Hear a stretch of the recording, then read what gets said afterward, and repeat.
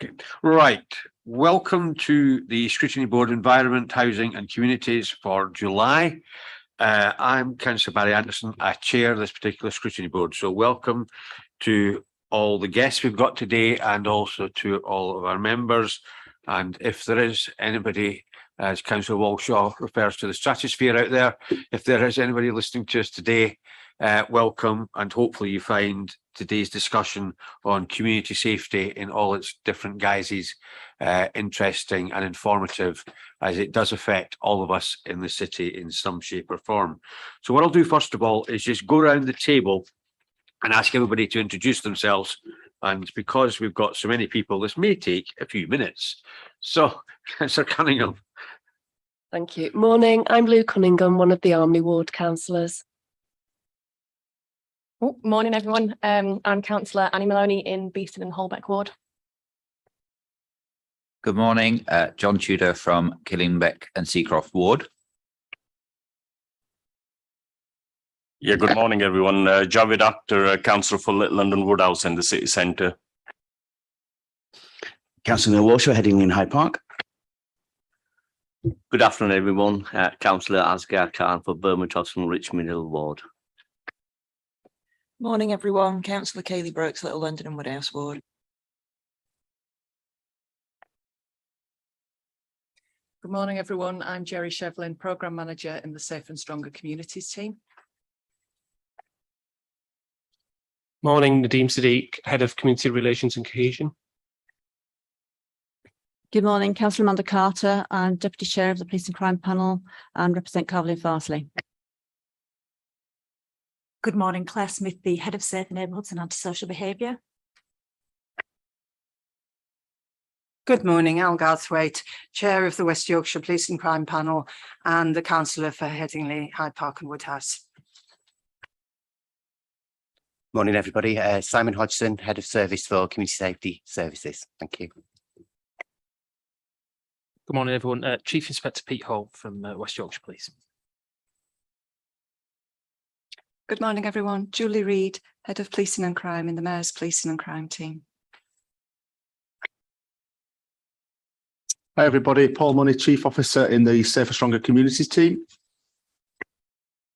Morning, everybody. James Rogers, Director of Communities, Housing and Environment. Good morning, Councillor Paul Wadsworth, representing Guys in Rowan Ward. Good morning, everyone. Councillor Trish Smith, I represent the Pudgy Ward. Good morning, everybody. Councillor Conrad Hartbrook, Rothwell Ward, standing in for Councillor Lay. And I'm Ed Carlisle for Hunslet and Riverside, one of the councillors. Good morning, everyone. Angela Brogden, Principal Scrutiny Advisor. Good. Well, that's us used up all the time allocated to us. Thank you very much. Be serious. Right. So if we can go through items 1 to 5 and just let Angela go through them all. Thank you, Chair. So in relation to agenda item 1, there are no appeals against the refusal of inspection of documents. In relation to item 2, there are no items excluded from the public domain. Under item 3, there are no late items of business. Under item 4, at this point, can I ask members to make any declarations of interest? And I shall take silence as none. Thank you very much. And in relation to item 5, we have apologies from Councillor Lay and Councillor Hartbrook is attending as substitute member. Thank you. Thank you to Councillor Hartbrook for volunteering to come along here today. Right, item 6, the minutes of the last meeting. Everybody happy that they are a true record? Any matters arising anybody wants to raise? Any issues? Nope. Right. Yeah. Yeah, Chair, just to mention under minute number 7, which is the Scrutiny Board terms of reference, it has now been confirmed that the functions of the Director of Resources that relate to civic enterprise leads and community infrastructure levy are to be removed from the remit of this particular Scrutiny Board. So the functions relating to civic enterprise leads are now included within the remit of Strategy and Resources Scrutiny Board, and the functions relating to community infrastructure levy are to be included in the remit of the Infrastructure, Investment and Inclusive Growth Scrutiny Board. Thank you. Thank you. We're all relieved. Oh, right. So the main purpose of today's meeting is to review the West Yorkshire Police and Crime Plan and also the Safer, Stronger Communities annual update. We'll deal with them separately, but also together at the same time, because there will be times when they will cross over in terms of what's happening, because they are integrated together. It's our role to see whether or not they're properly integrated or not, as the case may be, and where there may be gaps. So if we take the Police and West Yorkshire Police and Crime Plan 2021-2024, first of all. So who is going to lead on basically, yes, if you'd like to lead off, thank you. Thank you, Chair. Thank you for inviting me to the Scrutiny Board this morning. I'm Julie Reid. I'm the head of the Mayor's Policing and Crime team, and I'm here to represent Alison Lowe, Deputy Mayor for Policing and Crime, who unfortunately has got another commitment today. You've got the report there, which is an overview of the Police and Crime Plan, and you've also got a copy of the plan itself. My report gives you an update on what we've done to develop the Police and Crime Plan since Alison spoke to you last in October. If I may, I'll briefly outline the report and draw your attention to key points. The plan was published in March this year, and it followed extensive public and partner consultation, the largest that we've done in West Yorkshire. We had 2,390 responses to a public survey, 32 responses from partners, and we engaged with 930 people face to face. We've published the findings of the consultation in detail in a document called The Voice of West Yorkshire, which is on our website. You can see from the report that we've had responses from across the county. The consultation was supplemented by a detailed needs analysis, which again is published on our website. So the Police and Crime Plan has 4 priorities. The first one, supporting victims and witnesses and improving criminal justice outcomes. This focuses on ensuring that victims and witnesses are supported, and that includes our team commissioning services and working closely with the local Criminal Justice Board. The second priority is keeping people safe and building resilience. This includes child sexual exploitation and rape and sexual offences, which were both identified as key concerns in our public consultation. Safer Places and Thriving Communities priority focuses on neighbourhood policing. And again, this is a priority which was identified by the public in the consultation that we did. And it also captures the work of the Violence Reduction Unit, or the VRU. And the final priority, responding to multiple and complex needs. This focuses on early intervention and trauma-informed work. Both of these are principles in the VRU approach. And it also captures work on reducing reoffending and supporting mental health. The plan also has cross-cutting themes relating to the safety of women and girls, which is one of the Mayor's pledges, and equality, diversity and inclusion. We're developing 6 strategies to support the plan, 1 for each of the priorities, plus 1 for safety of women and girls and 1 for commissioning. The Mayor has a violence reduction unit, as I've just mentioned, and the VRU response strategy also supports the priorities of the Police and Crime Plan. The next item on the agenda, as you mentioned, Chair, is a look at the Safer, Stronger Communities in Leeds plan, and you'll notice that the priorities between the 2 plans align. On page 18 of today's agenda pack, you'll see information about funding the Police and Crime Plan, and there's more information about a commissioning co-design event which is being held in Leeds next week. There have been significant cuts to police funding during the austerity years, as there have for other public services too, but we've been very successful in bidding for additional government funding over the last year. The Ministry of Justice and the Home Office, but this is often restricted in terms of where we can use the money. We've just had a successful funding deal over 3 years confirmed for additional domestic abuse and sexual violence services to the tune of £14 million. And we're bidding for more funding from the Safer Streets 4 Fund to build on our previous work addressing the safety of women and girls and focusing on the nighttime economy and safe spaces. We've also included in this bid funding to address motorcycle-enabled crime and antisocial behaviour across West Yorkshire through supporting youth services, community outreach and enforcement. One of the benefits of the development of a mayoral combined authority and the election of the mayor is the opportunity for policing and crime to access wider sources of funding. And we're bidding at the moment for £850,000 as part of a larger combined authority bid to the UK Shared Prosperity Fund. If this is successful, we'll be able to continue working on the safety of women and girls in parks and open spaces. One of the main ways in which we support community safety is through our community safety grant, which you'll be aware of. The Mayor has agreed to continue this stream of funding, which is granted to our community safety partners and is valued at £5.18 million a year across the county. The Mayor also issues small grants to the local community groups from her Safer Communities Fund, which comes from the assets seized from criminals. That will total £488,000 this year. Page 19 gives you some examples of what we've been able to achieve so far.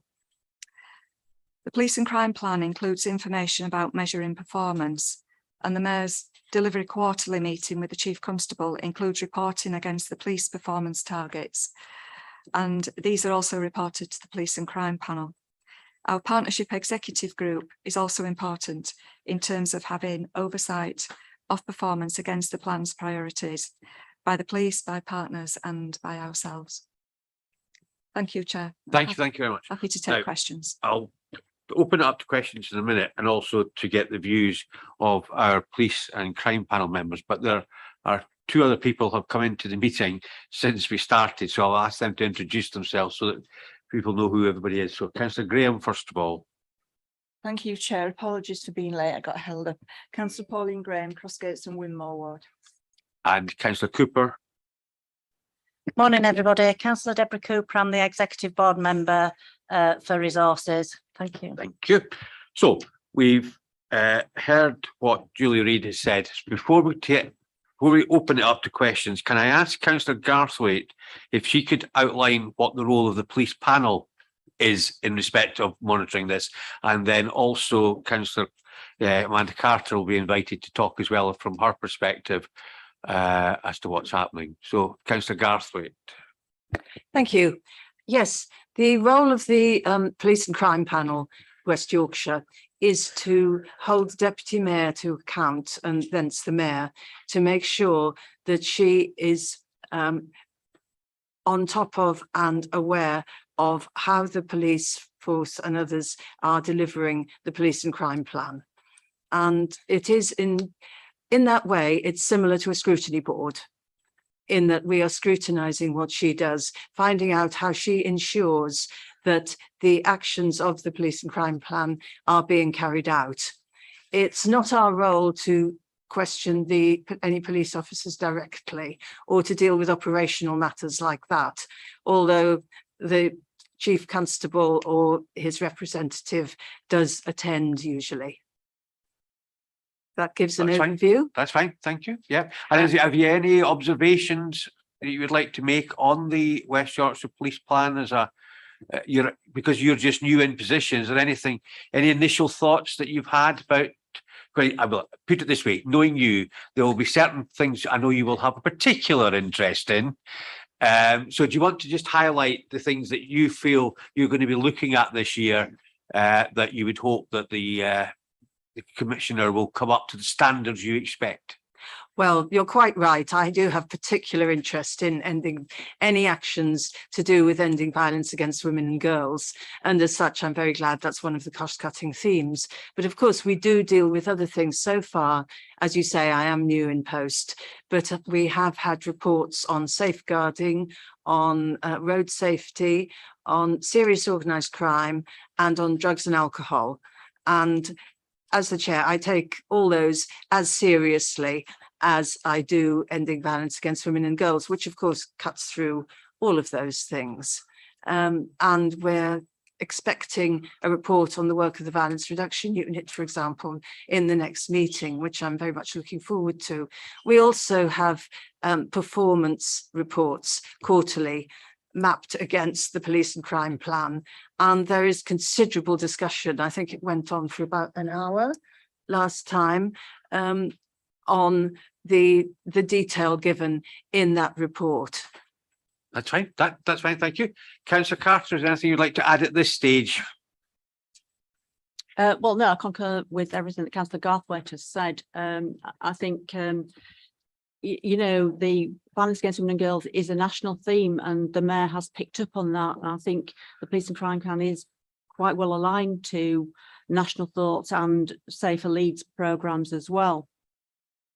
The only criticism I have, and we do have chance to shape the police and crime plan, and the only criticism that I would have at this stage is that I'm a little bit concerned that boys and men are going to be missed out because we are concentrating on women and girls, and rightly so. We should concentrate on violence against women and girls because there's no doubt about it, it has escalated and it really does need tackling. But I would like to have seen a little bit more about sexual abuse with boys, because we do know that that still occurs. That's fine, thank you. So if I can now open it up to the scrutiny board to ask questions. Anybody would like to? Yeah, Councillor Cunningham. Thanks, Chair. Thank you. I'm quite interested in the fact that for the consultation itself, the return figures were quite low in terms of the people who and the organisations who fed into it. And with many of the themes, we are going to rely a lot on community engagement for things like intelligence and cooperation to work on these strategies. So I just wondered what other things we've got in place now to try and encourage more involvement from communities into the strategies and plans going forward.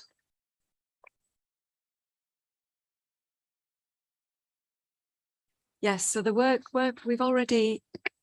we've begun the work to develop the strategies, and but we have a planned programme of engagement to help to co-design those strategies with members of the public and with partners, and that's work that we're planning over the next 6 months. You'll see on the report on page 17, it gives you the indicative time frame for those strategies being published.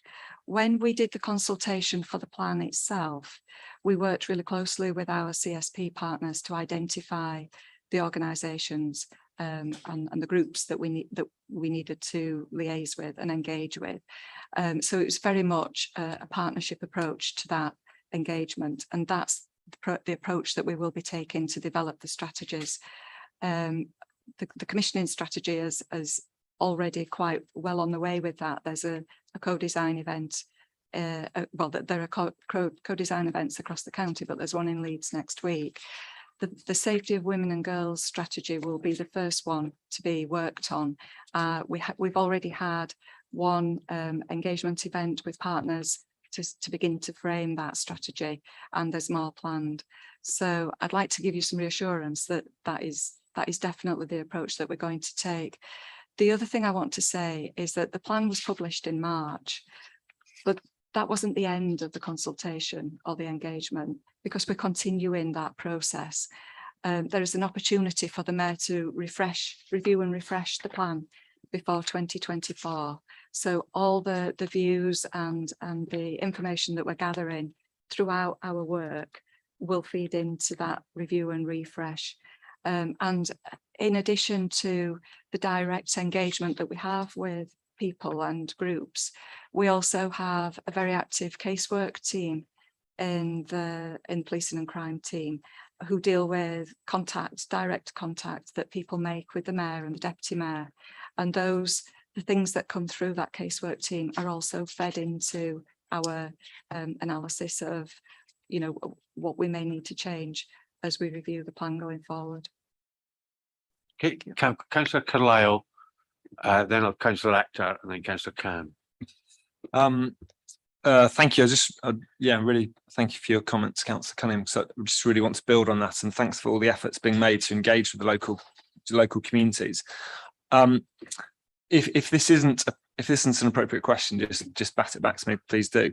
I suppose I'm really, and I'm sure other members see this every day. I'm passionate about wanting to build up trust and dialogue between the police and communities, because clearly our communities have a huge amount of intelligence that will make our community safer if only it can be kind of tapped into and mobilized.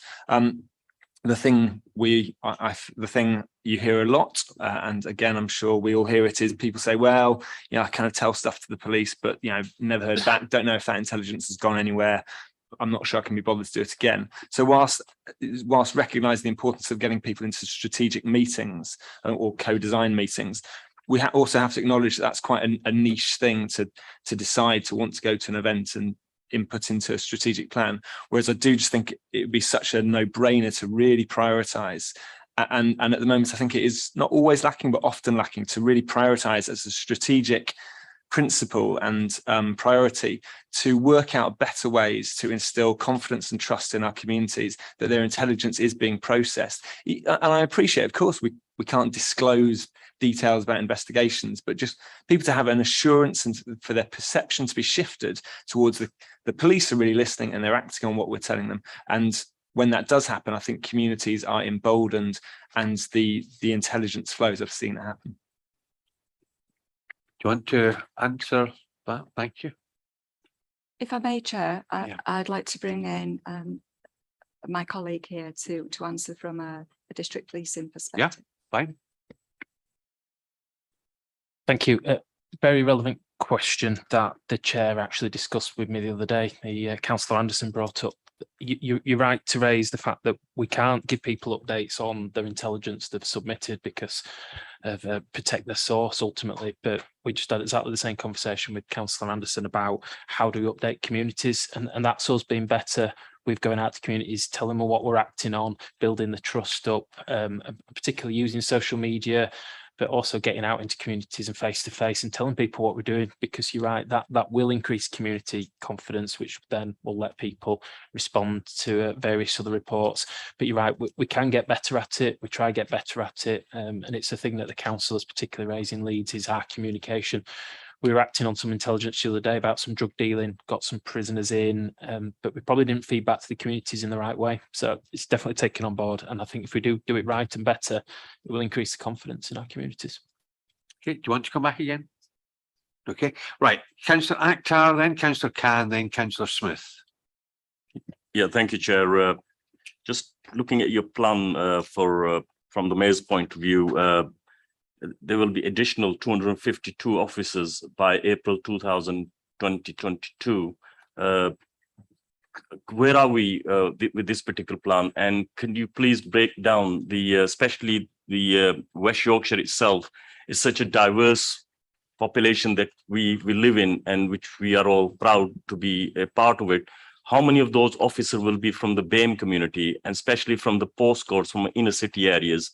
You probably won't have this information in hand, but it'll be quite interested to see if people are from inner city areas, from a BAME community, are getting the same opportunity as our counterparts. You're right. I haven't got that data to hand, but we do have. We can get that information. What I can say is that the Mayor set out a pledge to recruit 750 new officers and staff by 2024. And actually, the latest report that we've got shows that we are on track to exceed that slightly. New frontline officers and staff. I know that West Yorkshire Police have done a lot of work to encourage and facilitate applications from individuals from the BAME community, but there's obviously more work to be done. But we can provide that information for you as a follow-up if that's acceptable. That's fine, thank you. Do you want to come back again? If I may quickly, Chair, thank you for that. And I must say that over the years, we have seen the big difference within the police force, trying to encourage the BAME community to be a part of the force which serves many of our local residents. But like if you look around this room and around the table, you can see such a diverse and the gender balance and the rest of it. But when we look at some of the establishments or forces like West Yorkshire, over the years, it wasn't the same. 20 years ago, it was different to where we are at the moment. So I would like to see more Black, Asian, and from the BAME community, and especially from BAME community within, I always have said that there is a minority within the minority. We've got the females, such a intelligent and resilient members of our communities who have never given the opportunity. So it'd be good to see some of our Black and Asian women taking part in the West Yorkshire Police as well. But thank you for all the work that you guys are doing. Okay, that's fine. Thank you. Right, Councillor Khan.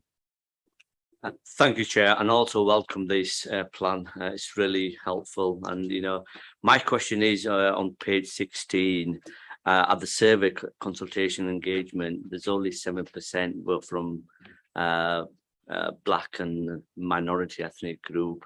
And then when you look down, 87% were from themselves called as white people. There's a massive gap between, and it does not reflect the society and does not reflect the West Yorkshire. My question is, what are we doing to counter that and close that gap? Is it a language barrier? Do they need extra help for that consultation? What's the West Yorkshire Police doing? And just following Councillor Akhtar, it'll be really useful also if we can have a breakdown in the senior management as well, the senior level of West Yorkshire Police from different minority group as well, please. Thank you. Thank you. Yes, I agree. We could do better than that proportion. That survey was available in alternative languages, and we tried to use social media and and community groups and so on to push the completion of the survey. But certainly it's not satisfactory that the level was so low. The Mayor is about to appoint an inclusivity champion, and there is a plan of work throughout the Combined Authority, including policing and crime, to develop that area of work and to make sure that all our communities have an opportunity to influence the work that we're doing, to get involved and to get their voices heard. So yes, I mean, I can only agree with you, but say that this is something that is a priority for us.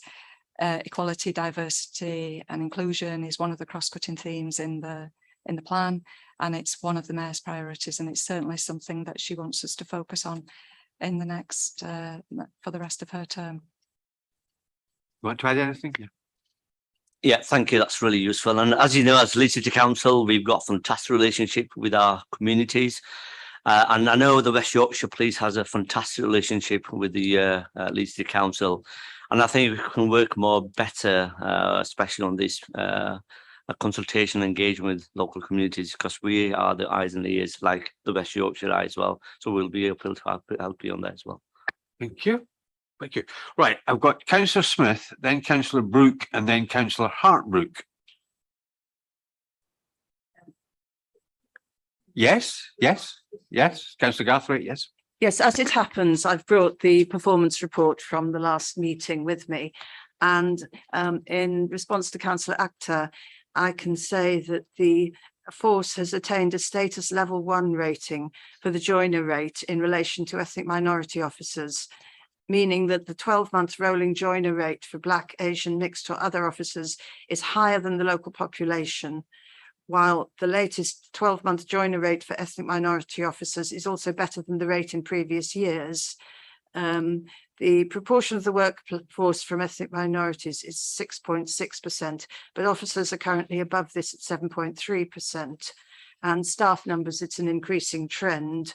And in terms of female officers, again, it's the highest Home Office status level 1 for female representation, meaning the representation of females within this force is greater than the overall England and Wales rate. Now, what I don't have in front of me is the is the intersectionality of which of those women are from BAME backgrounds, which obviously we can provide and find out. But we do seem to be going in the right direction. And this is something that we did question at the last meeting of the panel. Thank you very much. Do you want to come back, Councillor Actor, on what you've heard, or? No. I'm quite relaxed with that. I mean, I know she. By the way, congratulations on your new role as a chair for the police and crime panel. But no doubt, people like Al who are well engaged with our communities here in Leeds, and that message obviously will be reflected within the panel as well. So. With the mayor and obviously with the deputy mayor as well, who was a councillor for many years. So I think over the years, the future looks quite bright for all the communities. So we have all the confidence with yourself, Al, and all the team from mayor's office. But let's not relax on it and keep working hard. And we don't want to be in a position in 10 years down the road where we probably will slip miss the trick, basically. And I think it's hard to engage, and as what Councillor Azgar Khan just said, it's hard to reach those communities. And if those communities want to become police officers, that's a bonus point to the police force, I think. And I always have said it's a God's gift. And you know, let's build it up. Thank you. Thank you. So, Councillor Smith first. Thank you, Chair. And thank you for this report. I found it enlightening. I've got a couple of questions, stroke comments, please, if I may. So I know we're going to, one of the priorities is to focus on domestic violence against women and girls, but I'd like to broaden that into the whole child exploitation, please, if I may, because as Councillor Carter has rightly pointed out, it isn't just young girls that are subject to this. There's also all of our young people, and in very many ways. That leads me on to my second point, which is the way that our young people then enter into criminality. So, you know, it might start as fairly low key and build up. That then builds us into a cost situation for our own council, and obviously every other council across the region and the country.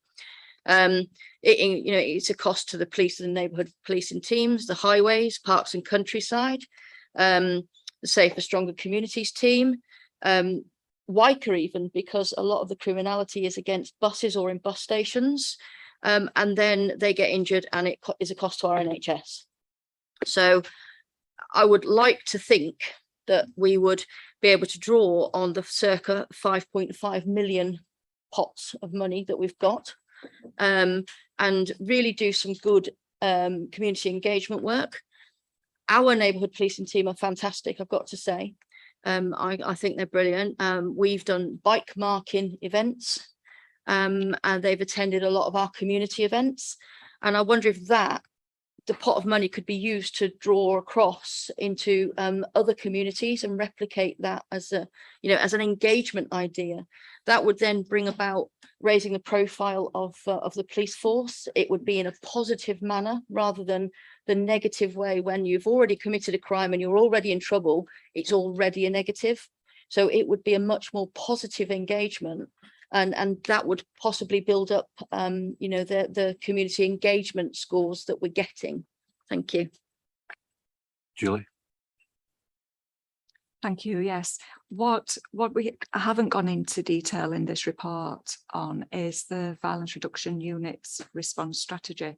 So the principle behind the violence reduction work is early intervention, which is exactly to deal with the scenario that you've just outlined, to focus the intervention on the earlier years, to capture young people and divert them and reduce the risk that they will move into more serious crime.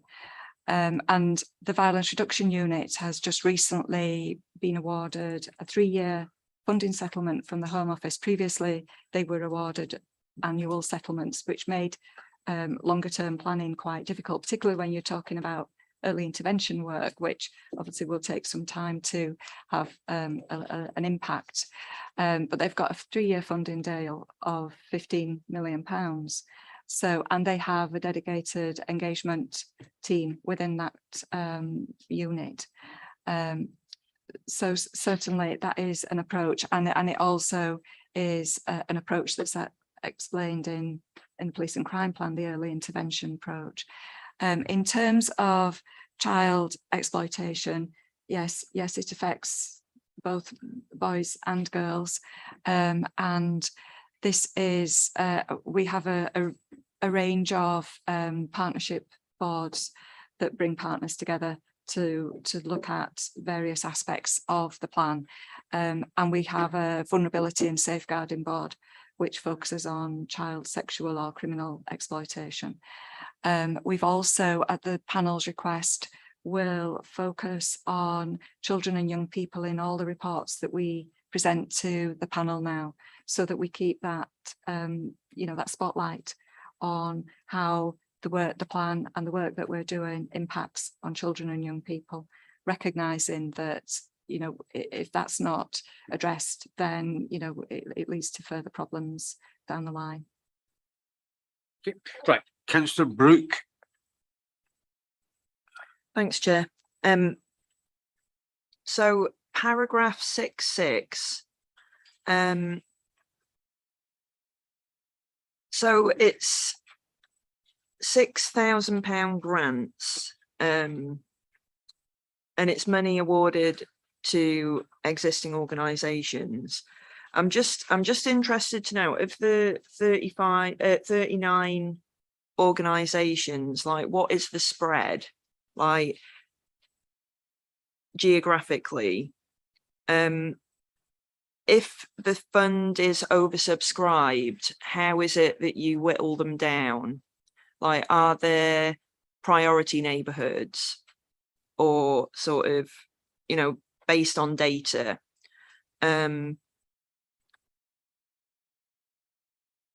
If it's not oversubscribed, are you concerned that there's going to be areas that aren't benefiting from it? Because obviously some areas are going to have less capacity to deliver on this, because there'll be fewer grassroots organisations that can.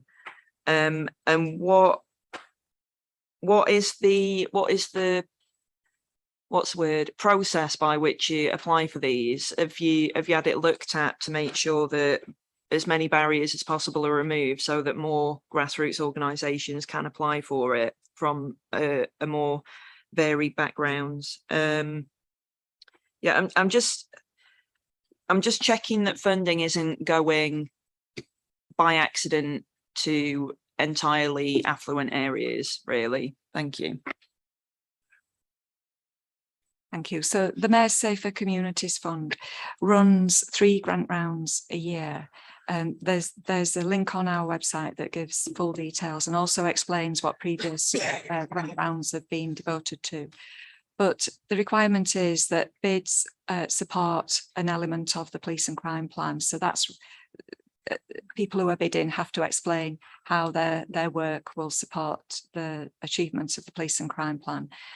The way that the funding is allocated is it is assessed by a panel of individuals, partners, local councillors and other independent members who score the applications independently and then come together and agree how to allocate the funding that we've got available. They do take account of the districts and to make sure that it's not all going to the same area in the county, that there's an equitable spread, but the funding that's approved is to further the aims of the plan ultimately. Okay, do you want to come back again? Yes, please, Chair. So in terms of the 39 that have already been funded, is there any like data on what the impact is, and also I can't remember, is it super output areas? Like, have you matched it up to the super output areas to see where that funding's going? Like, I understand that £6,000 isn't going to go very far, but with the amount of money that's being awarded, I just want to make sure that it's fair, and that, you know, some communities are not being accidentally put off from applying, I suppose. Like, because it'd just be a real big shame, you know. So it has the impact been measured in that way with the super output areas? Like, how are you going to be following up to see what that impact is? So the organisations are required to report back to us on the work that they've done with the funding, and we do follow it up afterwards, and report on that. In terms of the super output analysis, I'm not sure that is being done, but I can go back and get some more data and provide you with further information on that. You're right, £6,000 isn't a great deal of money, but it does make a big difference to small organisations on the ground. And our team do quite a lot of work to help organisations apply for the funding. When they get in touch, they are given a lot of support to help them to frame their application and to assist them with doing that. So, but I certainly can bring more information back to the board to explain what we've done in the past. Thank you. Right, I've got Councillor Hartbrook and then Councillor Cunningham. Councillor Garthwaite. I don't have the answer to everything, but again, in the performance report, we were given a district breakdown where Leeds received, out of the 39 projects, 11, Bradford 7, Kirklees 7, Calderdale 6, Wakefield 6, Multi-District 1, and across West Yorkshire 1. I think this is a fair distribution given the size of the different authorities. We also asked, as panel members, that we should see the evaluation forms, and so that we can monitor precisely what you've been just asking. The details are on the website, as you say, and I did look at them. It's worth remembering that the address of the organisation that might have applied for them doesn't necessarily reflect where they might be actually delivering the project, but I'm sure you would see that. Excellent, thank you very much. I'm glad we invited you. You've got the information at your fingertips, which is very good. Yeah, Councillor Brooke, yeah. Yeah, sorry, I'll just come back, because I'm not talking about the sort of equal distribution across districts. I'm talking about making sure that the funding is going to areas that need it rather than more affluent areas. Like, I'm sure that it'll be distributed equally in terms of district, but you know. Councillor Carter. Yeah, Councillor Garthwaite's quite right. You know, and also it doesn't reflect where the organisation is, wherever the address is. But I just have to tell you that there's been 4 knife crimes in Pudsey, which you might think is an affluent area, but with county lines and drugs, kids there is pockets of deprivation everywhere. Yeah, which is really important. But Pudsey, you would not think is an area of deprivation, but there are small pockets of it, and there are serious problems in terms of knife crime. So, and Councillor Smith's laughing because it's her ward, but it's not funny. It's very, very serious. I don't know whether you've visited Catch. Have you visited Catch? Well, that's one of the projects that's supported by the Violence Reduction Unit, which is in Hare Hills, doing an absolutely brilliant job. Fantastic. I wish we could replicate that across the city. Thank you. Sorry, Chair. Yeah, you're okay. This is why I mentioned data and it being backed up with data. Just to, all I'm wanting to do is make sure that the money's going to where it needs to be going. Like, I did live in Pudsey for a bit, so I know that it's not as sunshine and rainbows as everyone makes out. But the same can be said about various super output areas across the city and across West Yorkshire. That's all I'm doing. I'm just checking. Okay, thank you. Right, Councillor Hartbrook.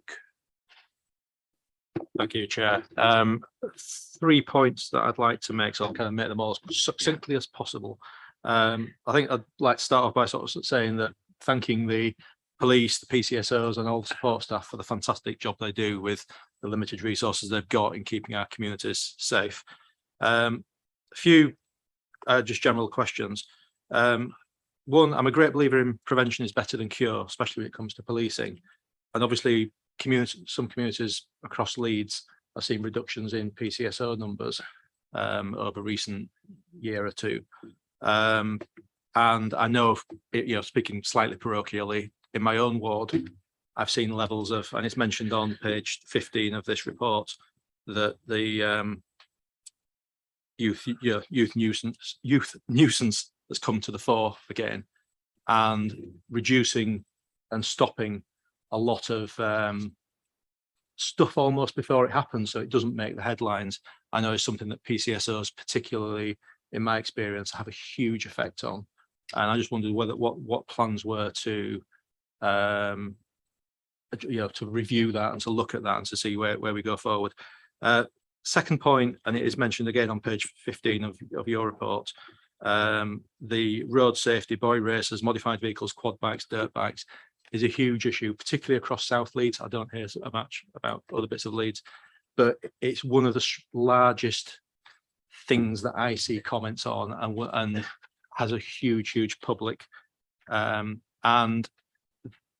I go back to a comment that was made by one of the police officers at a community meeting I was in almost a year ago, where often these bikes, even when they are recovered, are given back to the owner because magically the person who's dumps it and runs off from it isn't the owner.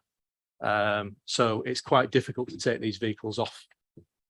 I'll say off the road, not often just on the road, are they? But off out of the community, because when they're recovered, they're like, "Oh yeah, that was stolen. Sorry, can I have it back, please?" So I wonder whether there's anything that can be done there to, further clamp down on what is both a noise nuisance, but also a physical nuisance, and puts people off from using community spaces. The third bit, which is something which is particularly prescient to, again, lots of communities in South Leeds, is around travellers in our community. And travellers have a protected lifestyle, and they're a protected community.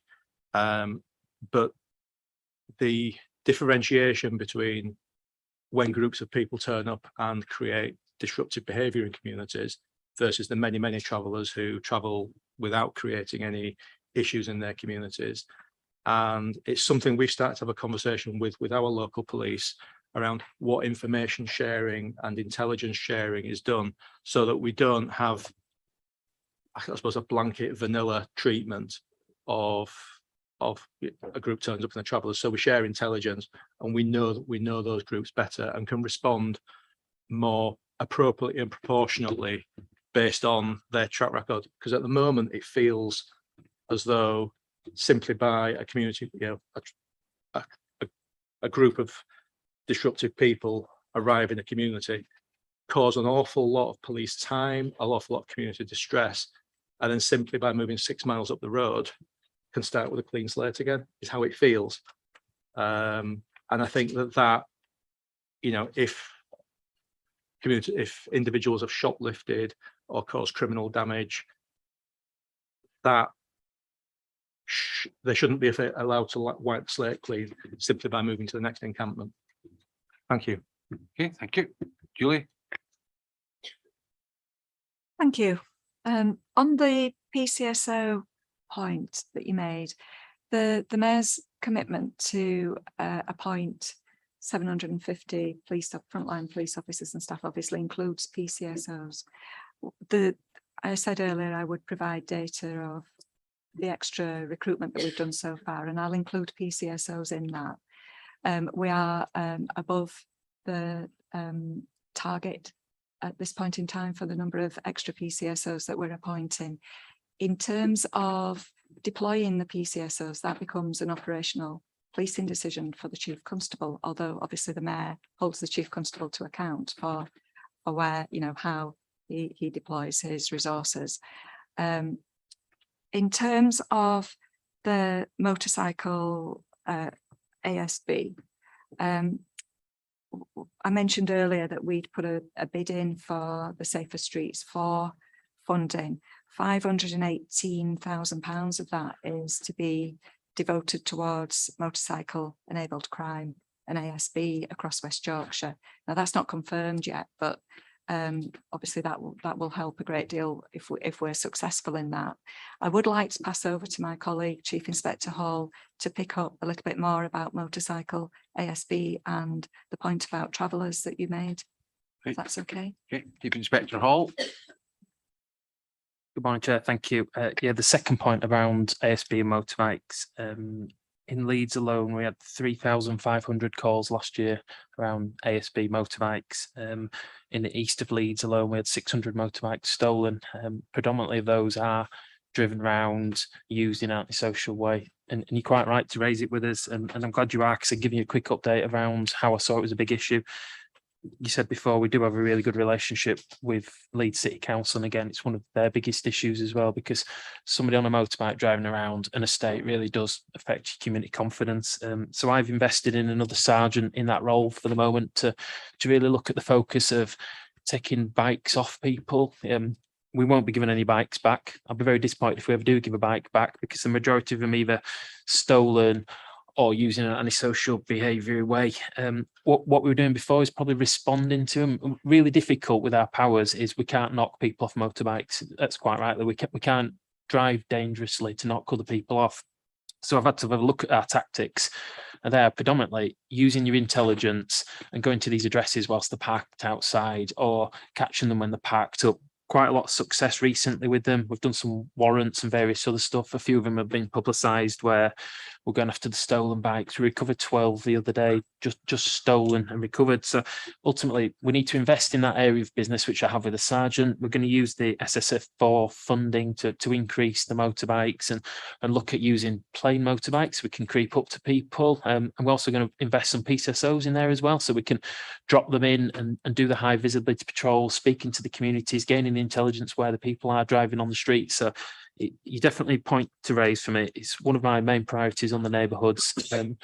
Is it one of the main things that's raised in every community meeting I go to? Yeah. Do I see them as because I live Bradford Way, when I'm going back through Bradford, whizzing past me? Yeah.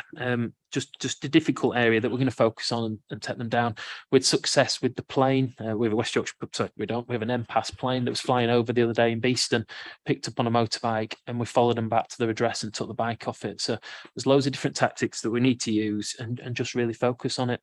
Are there any questions about that one before I move on to the traveller question?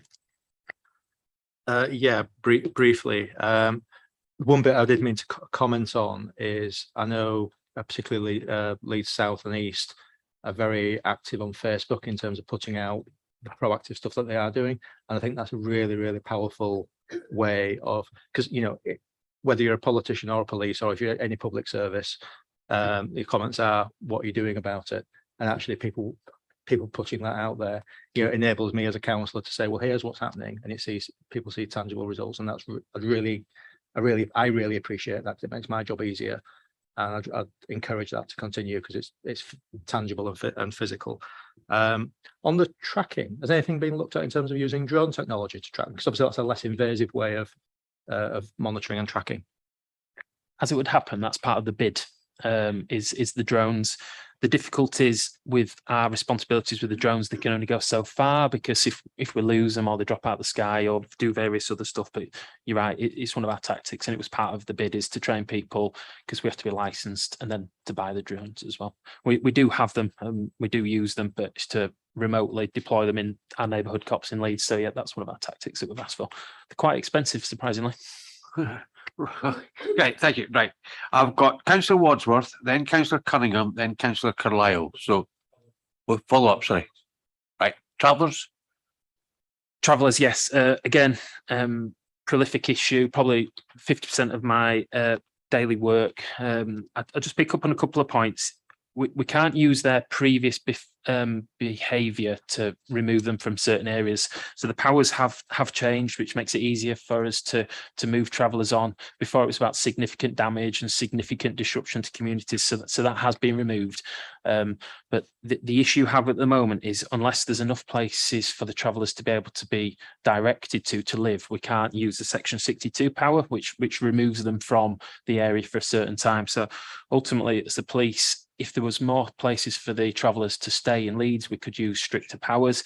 So we use the Section 61s. We'll probably be using them more now the significance has changed. I know particularly in your south area, we probably didn't get it right on a couple of occasions and probably should have acted a bit sooner on your community intelligence. But I've got a cohort of inspectors that all know the powers, all work really closely with the council, and will probably act on them sooner. We have the traveller liaison officer that knows them really well and will know and recognise people that are moving around. But I understand how difficult they are. But if they're in a community, we can't act on the previous of how they've been. But we do need to listen to communities sooner on some of them. But the powers have changed and probably made it slightly easier for us to be able to justify using our powers correctly, moving people on. Okay, do you want to come back again? Yeah, probably don't need an answer to this unless you want to, but yeah, the point on the former behaviour in terms of follow-up wasn't particularly for the Section 61 sort of eviction notice, which I know is difficult. It's more, I know of particular instances where a particular family or a particular individual has committed an offence, and it's more sort of tracking down at a very granular level of particular individuals, so that, because I think often the perception is that they hide amongst the anonymity of a group, which therefore unfairly, often in some cases, puts a shadow over the entire group. Which, so it's more, I think if we were to have, well, actually we know it's that, that particular individual that's caused an offence. And I'm not talking the trivial stuff, because I know that obviously you have to kind of use resources proportionately. But if some of the offences can be quite significant, and the feeling was that sometimes that information of what particular individuals have done in particular locations doesn't always track them across multiple sites. Okay, that's fine. Thank you. You want to come back? Yeah, thank you. It's quite a transient population, which is the difficulties. Don't just stick to Leeds. We obviously use our intelligence systems, use our travel liaison officer and the partners in the council. So we always monitor people like we would, and we do, particularly if somebody's committing crime, we really try and focus on them. But really good point raised, and I would hope you've now got the relationship with your MPT inspector to raise any issues it have sooner and quicker and act on it. Thank you. Right, as I said, we've got Councillor Wadsworth, then Councillor Cunningham, then Councillor Carlisle. So Councillor Wadsworth, please. Thank you, Chair. It was actually about the off-road bikes that was a comment, and what you would class as probably minor crime, but I'll come on to that. With the off-road bikes, it's how you communicate what you're doing, not particularly what you're doing. I know that on my particular estate, you are targeting the off-road bikes, but you are patrolling in the hugest van possible. And so, of course, residents say to me, they'll never get down a Guinness with that van. And now you say you're actually patrolling with a plane, which ultimately, probably in Beeston, would be noticed, but in my area wouldn't be, because a plane in the sky a mile and a half from the airport is something that we're completely used to. We might think of it being off track and think that shouldn't be there, but we wouldn't immediately think it was you that was doing it. And so it's how you communicate what you're doing, because we're not going to notice, and you're going to get an adverse effect. Because I know when I go to residents meetings, this van that has been patrolling, and I know you're looking for the off-road bikes because I'm privy to information of who you think it is and where you think it is, but you won't actually catch it probably with the van, but you're not intending catching it, you're intending identifying where it is, and then you're going to go and take it. And I appreciate all that, but the general public out there and the public that come to residents meetings don't appreciate that, and don't get feedback from you and your officers in that amount of detail, which is what's required to make sure that you're getting the credit for what you're doing. And the other issue is around what you would class as minor crime, kids going on roofs and breaking slates, kids knocking the wall down, and drug dealing at a minor level. And I know with drug dealing, you are looking for the higher up the chain of people, and all this information is fed in. But ultimately, the public want from us and from you at neighbourhood policing something to be done about it, or to know you're doing something about it. And the fact is that it doesn't always go away. Because you can't be there all the time, but it's more how you communicate all this back to people. I appreciate you have an issue with not losing your thread of capture of people, and also not identifying individuals who may be innocent. It's a difficult line to tread, but ultimately what we tend to, I'm sure all elected members are the same, get the fact is that you're not doing enough when actually you are doing enough, but you're not communicating that back. No, thank you for raising that point. When I first came into the role, I'd come from Bradford for many years, and we had an operation around off-road bikes. I forget the name, sorry, off the top of my head. Just focusing on off-road motorbikes, ASB quads, and that sort of stuff. And their name was used in every part of media and social media. That's the first thing I've said to my team last week was how we publicise what we're doing. And I don't think we do. We don't publicise it enough and well, and social media and various other stuff. But I suppose my big request is if we're sending, and you know what securing is, you could tell your communities as well and share it between us and just really communicate. Because we talk about hard to reach communities. No community is hard to reach. We're just not doing it properly to them. So it's whether we're going to pack meetings and various other ways to tell people of what we're doing. Because you're right, we have a small team that scores quite highly recovering bikes and doing stuff. And we just need to communicate it out better. So I'm open to ideas how you want to share it, whether we share it through you, various other people, tasking meetings. The more the merrier that people hear about it, the better for me. Happy? Yeah, there is a bit of a two-way street there. It has to be clear what you want us to share, because ultimately I'm reluctant to share that you've been patrolling in the van looking for off-road bikes, because if I share that on Facebook, I will get they're never going to catch him with a van. Now, if I share the stuff that I know, then your officers would say, we wish you hadn't shared that because you're compromising our inquiries. So I think there has to be some clarity. I take the belief that elected members should be aware of everything that they possibly can be in their wards, but they have to take responsibility for not always sharing things. I've been a councillor a long time, and I've been privy to things about people which I wouldn't share to my other half, and keep that totally to myself. And I think elected members have a duty to do that on occasion when they're asked to. But if you're asking us to share everything we know, then we will do. But don't complain if we share things you don't want us to share. I think there has to be some clarity. I'm quite happy for you to put it on Facebook and us to spread it around the groups. That's fine. But if you're wanting us to just share what we've gleaned from officers when we've been out with officers or seen officers out that have spoken to us, then that's up to you. No, thank you for that feedback. Yeah, somebody just reminded me it's Operation Stayside in Bradford. What highlighted to me was we did a joint operation in the Council Carter's area, where Ops Stayside publicised how many motorbikes they'd recovered. We didn't in Leeds, and I think it was your area. So Stayside in Bradford said they'd done some great work when it was our Leeds officers as well. So you're right, we do need to have a better comms plan to tell you what we'd like you to share for us, if that's okay. And I can arrange that through my MPT inspectors just to agree, make it clear and obvious what they're sending out to you, if that's okay. Okay, right. I've got Thank you. Councillor Cunningham, Councillor Carlisle, Councillor Khan. Thanks, Chair. Thank you. My question's around the Vision Zero strategy. I'm aware that in my own ward of Armley, we're still having serious threats to pedestrians from both high-level vehicle behaviours, so speeding and dangerous driving, and also low-level vehicle behaviours like obstructions and inconsiderate parking.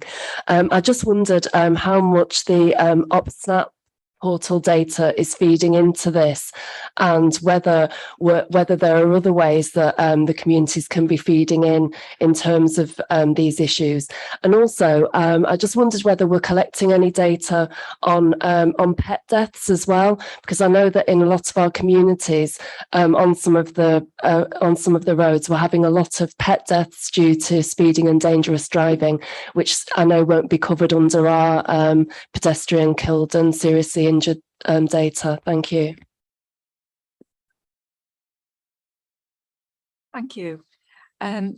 Vision Zero is a partnership with local partners, the police, local authorities, the Casualty Reduction Partnership, aimed at eliminating traffic fatalities and severe injuries. It's the Vision Zero board is chaired by our Deputy Mayor, It was set up towards the end of last year, and at the moment the work is ongoing to develop the strategy and to set the baseline, look at the baseline data that we need to work on going forward. I can come back to you with the question that you had about the data that's feeding in towards the strategy when I can go away and get more detail on that for you. In terms of the pet death data, the answer is I don't know at this point, but I will find out and come back to you if that's okay. Okay, thank you. Thank you. Right, Councillor Carlisle and then Councillor Khan. Just back to quad bikes. This might well be completely off piste and mad and impossible, but sometimes it's worth just thinking outside the box. Would it be at all conceivable to start to push for national legislation that would mean, and I hesitate for saying it because it might be insane, that, for example, every quad bike is installed with a device, and it has to, you know, you can't sell a quad bike in this country unless it has such a device, which could be basically could be such a way that if the police were chasing a particular quad bike, you would have a device where you can basically remotely make that quad bike speed right down to, I don't know, like 5 miles an hour or something, and then the quad bike drivers would be mightily disappointed that they can't then speed away. As I said, apologies, I'm not a mechanic. It could be completely mad, it could be legislatively impossible, but it'd just be interesting to try to do that.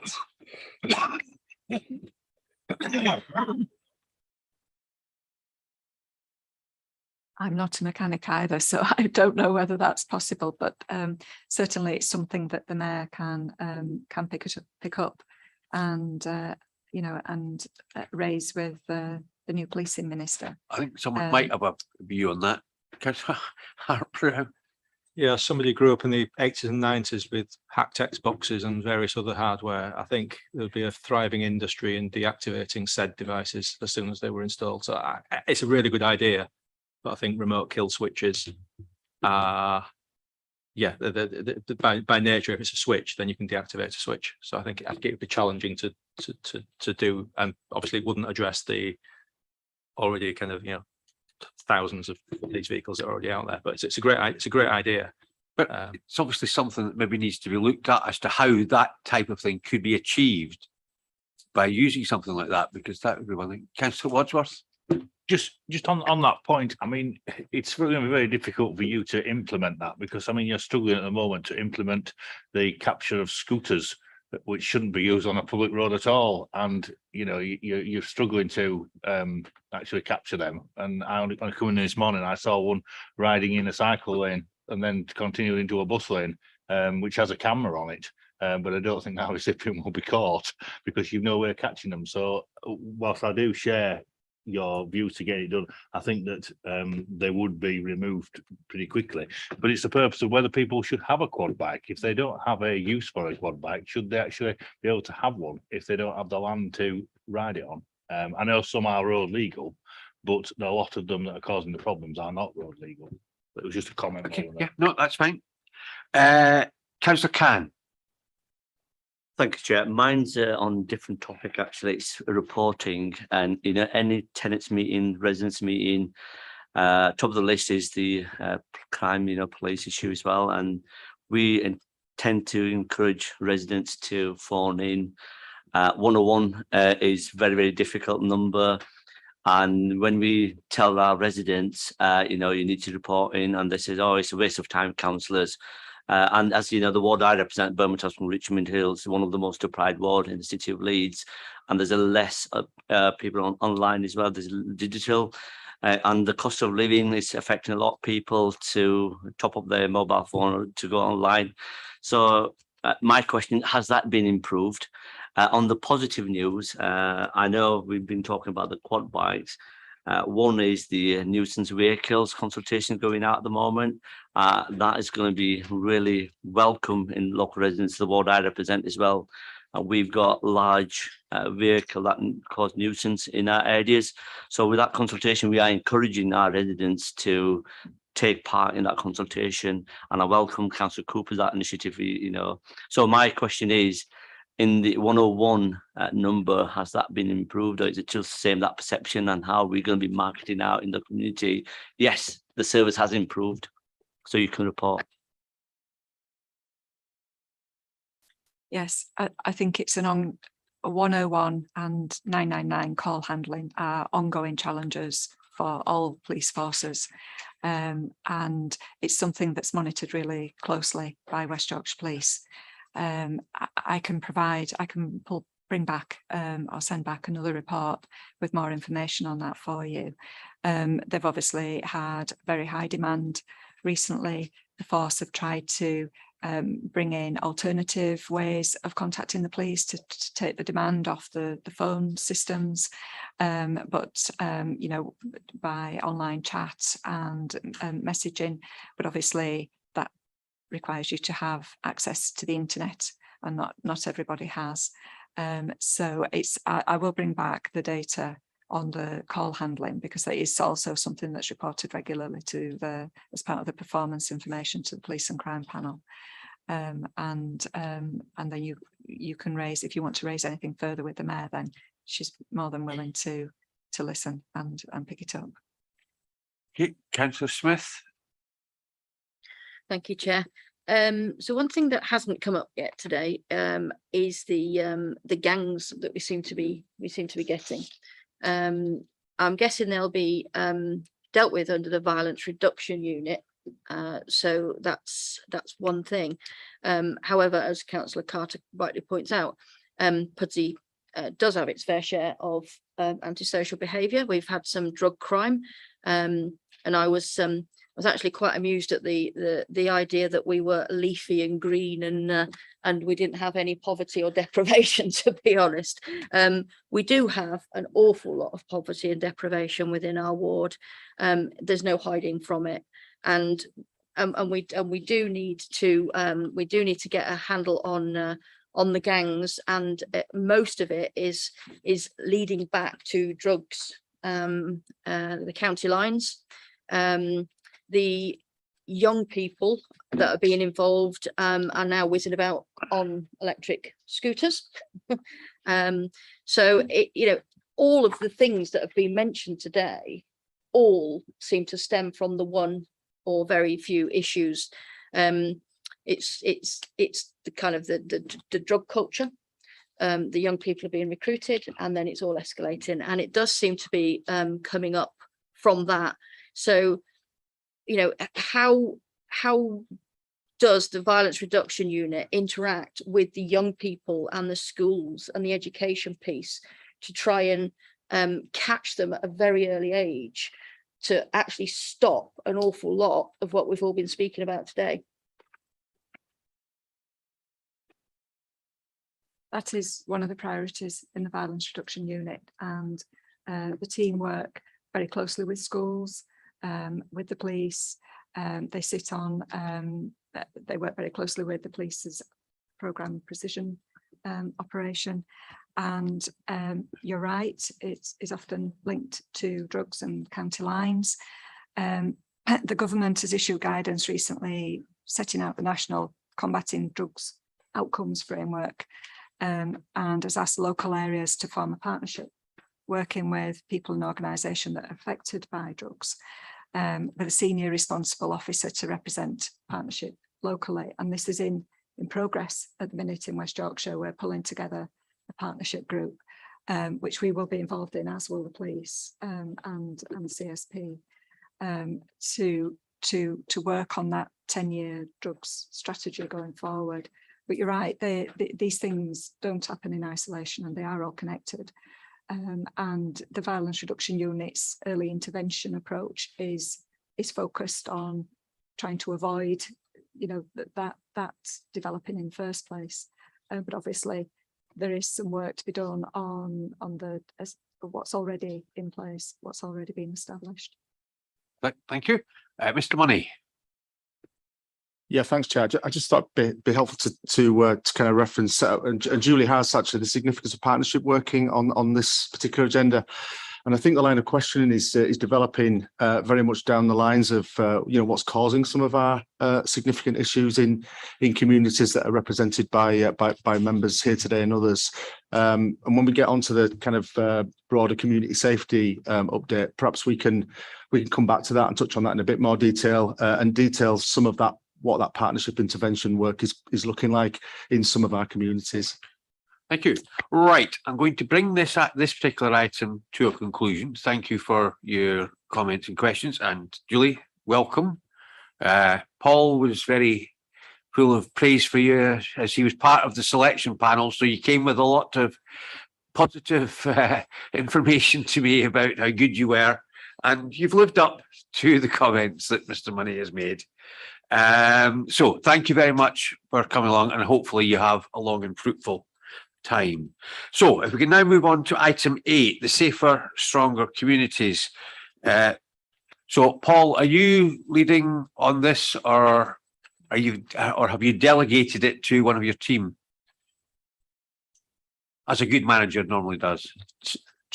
Chair, if I maybe just spend a couple of minutes just covering some context around the report that colleagues can see starting at page 51, and then it might be helpful, depending on which elements of the report are of most interest, to delve into some specific areas. And as you've rightly said, there's representation from my team in terms of the leadership of a number of the priorities that are referenced there. But yeah, I think what members will see at page 51 is a narrative report detailing the current work and indeed some of the threats in relation to the priorities within the community safety strategy. I know members won't mind me reminding them about the significant role that members, and this board in particular, played as we developed our Leeds community safety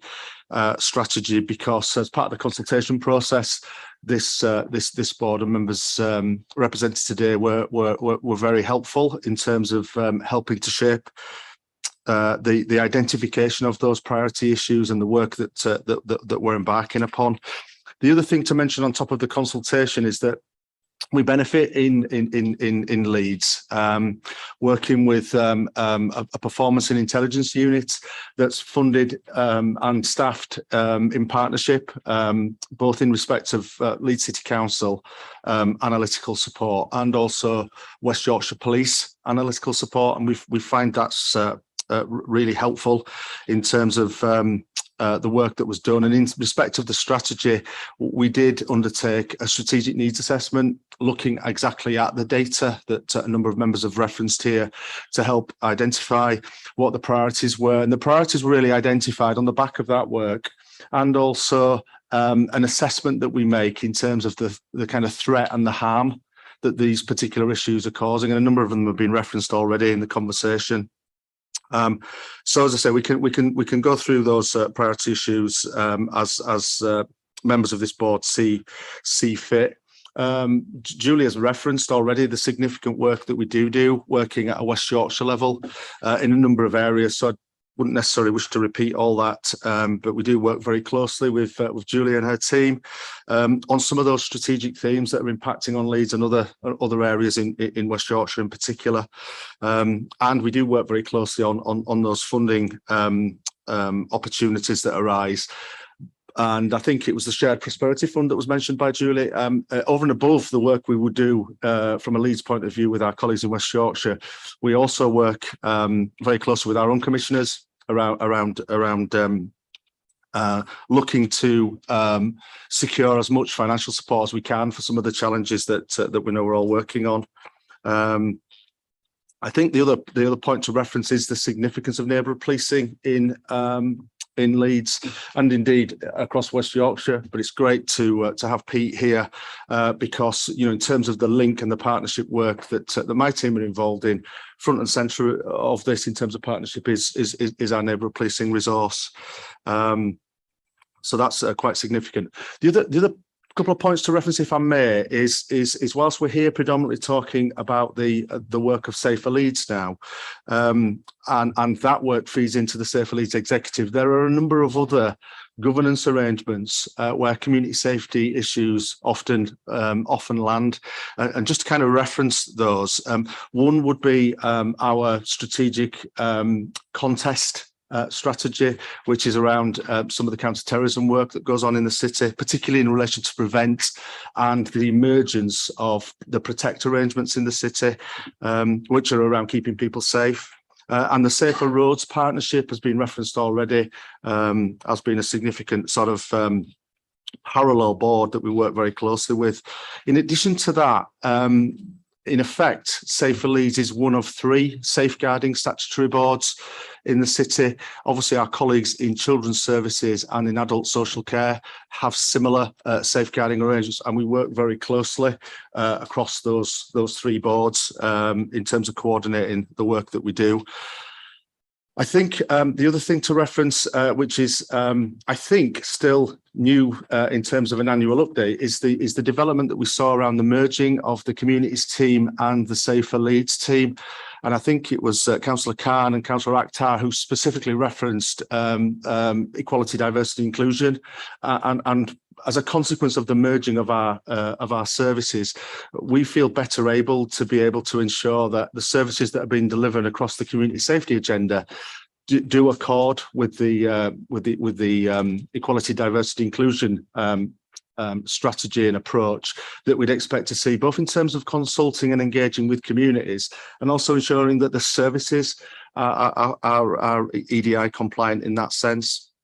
The last thing before I pause is that the approach that we look to progress primarily in the delivery of activity under the priorities is one that seeks to be problem solving, invariably in a partnership context, and early intervention. We'd rather be preventing than responding to a number of the issues.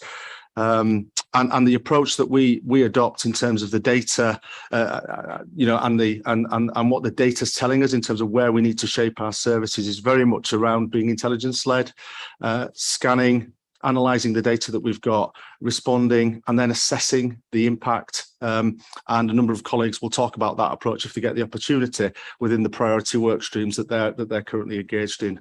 It's probably enough for me in terms of context, Chair, if that's okay.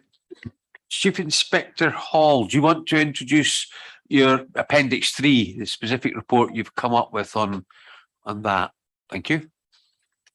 Good morning, thank you. Sorry, you just caught me off the hop, popping straight to Appendix 3. I like it. Now, firstly, thank you to you all for having me here, but it's good to recognise all the names that are challenging my MPT inspectors and particularly building on our relationships.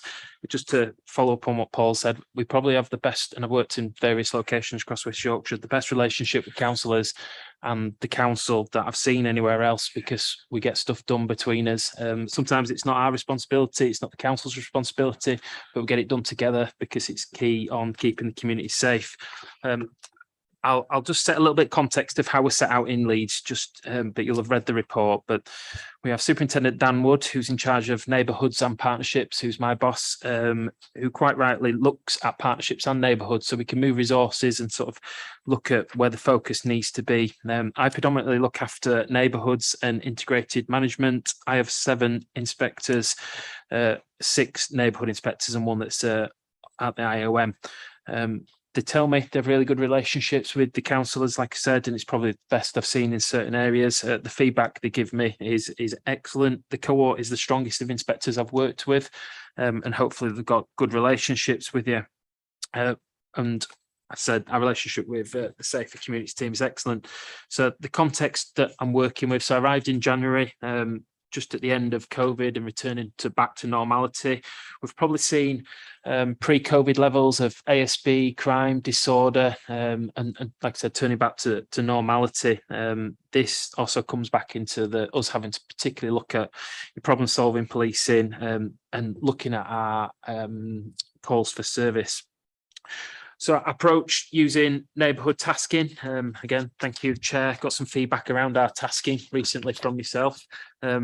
looks at how do we best deploy our resources, which have reduced, to look at our threats and best protect victims.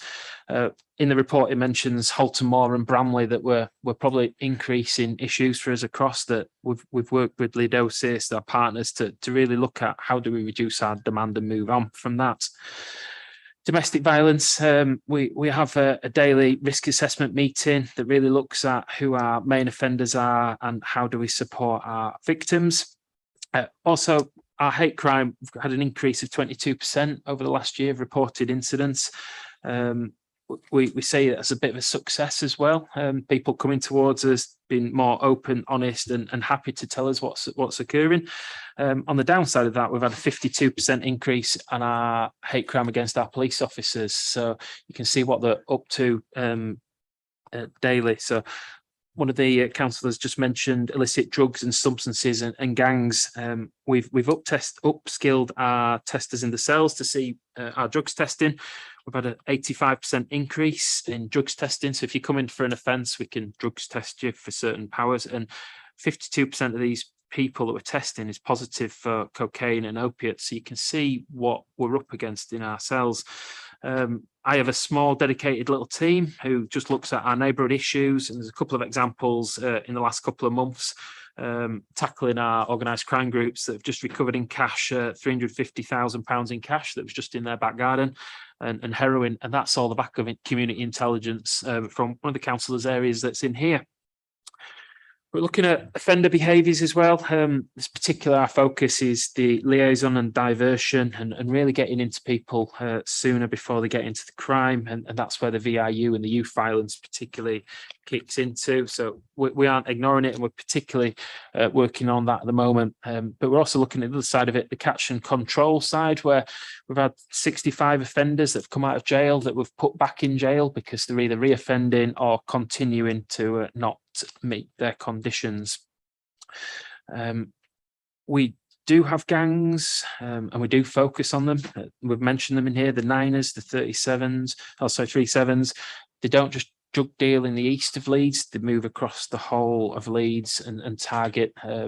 They also do cross-border nationally and very far across the country. The Home Secretary was in our office of the week discussing it and highlight the issues that Leeds is involved in drug dealing across the country and what we can do to target it. Neighbourhood wise, we target the gangs. We have our precision teams that deal with the OCG leaders, and then nationally we're linking to our crime groups just to make sure we're tackling them. Exploitation and radicalisation. Leeds does have a strong cohort of officers across our district that can spot people who are moving into that we need to focus on. These champions sort of focus on how do we get people away from that crime. Skip through that little bit and that little bit. And if I just focus on youth violence, it's because we have invested in another crime, a youth crime prevention officer, just because it's really important to us.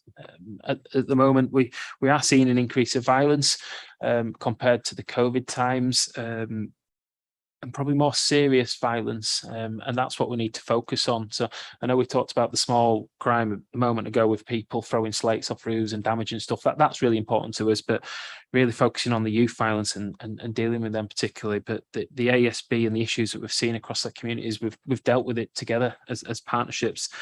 And then I'll just cover the miscellaneous. We have got vacancies across our neighbourhood areas, which probably won't be addressed till the autumn. Our Chief Constable is very clear that the extra police officers talking about that we are coming will come to Leeds, and we will get our proportion of officers, but it takes time to recruit and time to get them through. So we have to maintain our safeguarding resilience, because that's where the most vulnerable people are. And likewise on our patrols, you want us to be able to answer our 999 calls. So our vacancy factor is probably at 20% on our neighbourhoods. We will fill them, we'll backfill them, but it's a challenge, and it's a challenge for me to where do we put the resources, and it's got to be about protecting the victims to start with, and then we're dealing with the other offences.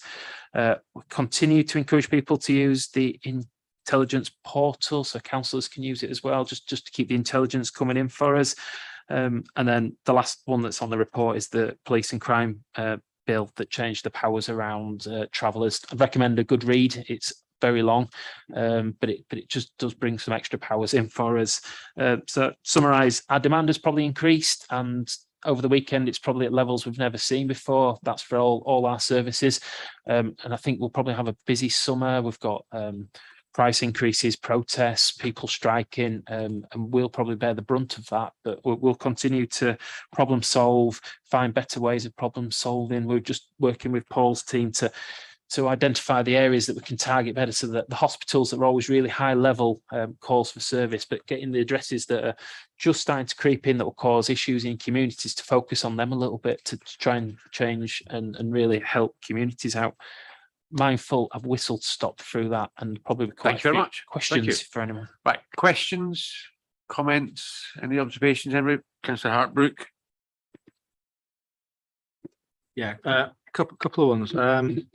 I know at the moment Leeds is going through a consultation on what's something called a PSPO, Public Safety Protection Order, and I get the broad brush of what that is, which is basically allowing more timely, swifter action and enhanced powers. I've had some. When the consultation went out, I was supportive of it, and I put it out into the community. Some of the feedback I've got back, which I've tried to address, but I don't feel I've got enough information to address it specifically, is, well, haven't the police already got those powers? And I know enough to know that it's, it's like, for example, the analogy I've used is where you have, kind of alcohol restricted areas. But it'd be handy to know specifically what it would enable that isn't already enabled, so that when members of the community come back and with those kind of challenges of, say, well, what difference is it going to make, we can inform them that, and that will then, I think people will be supportive of it if it's explained, but it's just getting behind that. I noticed on page 69 of our pack, there's something which is the start of Appendix 2. I'm not jumping ahead here. Are you okay? No, you're fine.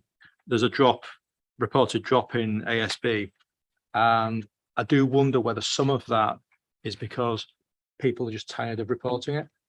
Again, it's one of those things that I get that, well, what's the point? We never hear anything. And I always strongly in my community say, no, report it, because I know if it's not called in or logged online or logged with you guys, of course you're aware of it in a contextual sense, but in terms of the things that drive where your resources go, you need that data to go on. So I think that is just one point.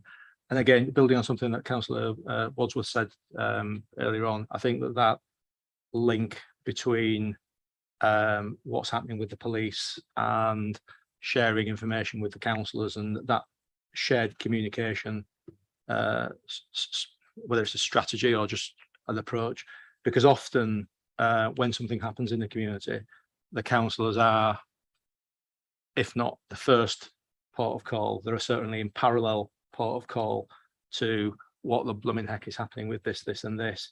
And obviously, it's getting that thing around what is operationally sensitive, what can be shared, because when something happens in my community, Facebook on my messenger, my phone is like a 1970s disco. It's like flashing that much with posts coming in, and actually the information that I can put out to reassure, to inform, to elicit people to engage, to say, well, actually, the more information you feed in, there's a problem at the moment in my area with a seeming arsonist, and it's kind of, again, it's just engaging community, and I think that is a part where councillors can support police very, very effectively. Okay, thank you. Claire, do you want to take well, you indicated, I think you're going to take the first ones anyway. Yeah, I'll just come in there with regards to the PSPO. So the PSPO supports the police's interventions already, which they use the section 59. So we can also, they can seize, that we can also look at a fixed penalty notice. But it's not just around the speeding and everything. So the PSPO, some of the conditions around the revving of engines unnecessarily, which causes a nuisance, playing loud music, beeping horns, inconsiderate parking, littering from vehicles, and engaging in car cruising, which is actually one of the issues that we are trying to address. We previously did have the unnamed persons injunction in place, which supported the work we were doing around car meets, but unfortunately that was withdrawn. But the PSPO is able to tackle that and will support the police use their the powers around dispersal. So if the police identify a car meet, they're able to use their dispersal powers straight away because the PSPO is in place. So it is in support of what the police are already doing. Okay, right. Chief Inspector Hall, do you have the answers to the other questions? I will, thank you. Yeah, it could be seen as a positive that ASB has gone down, but that's ultimately probably down to the fact that our crime recording standards have changed. We've probably, and we do, because we're now graded as outstanding for our crime recording occurrences across West Yorkshire, we probably crime them and change the encode from antisocial behaviour to harassment to various other crimes. So when people were raising issues, I use an example of somebody kicking a football against your house would have probably used to have gone on as ASB, but if the victim now sees it as a harassment crime or a public order crime, we change the encode of the incident and it comes out of a crime rather than antisocial behaviour. Also on the back of probably COVID years as well, ASB did go down because people weren't in the houses. And again, people that were committing ASB were probably committing some sort of COVID breach. So again, it was being crime. So we've probably mimicked and hidden the data somewhere else. The other point you raised around community support and updating them, you're totally right. We need to probably try better. We were just talking about it yesterday with Claire. How do we update the council, the councillors all together, because a lot of the incidents we've got nothing to hide, because in fact positives come from it, because you can share with people we probably don't talk to normally about ongoing incidents. We probably don't give you all the details, but you're right, we do need to share more.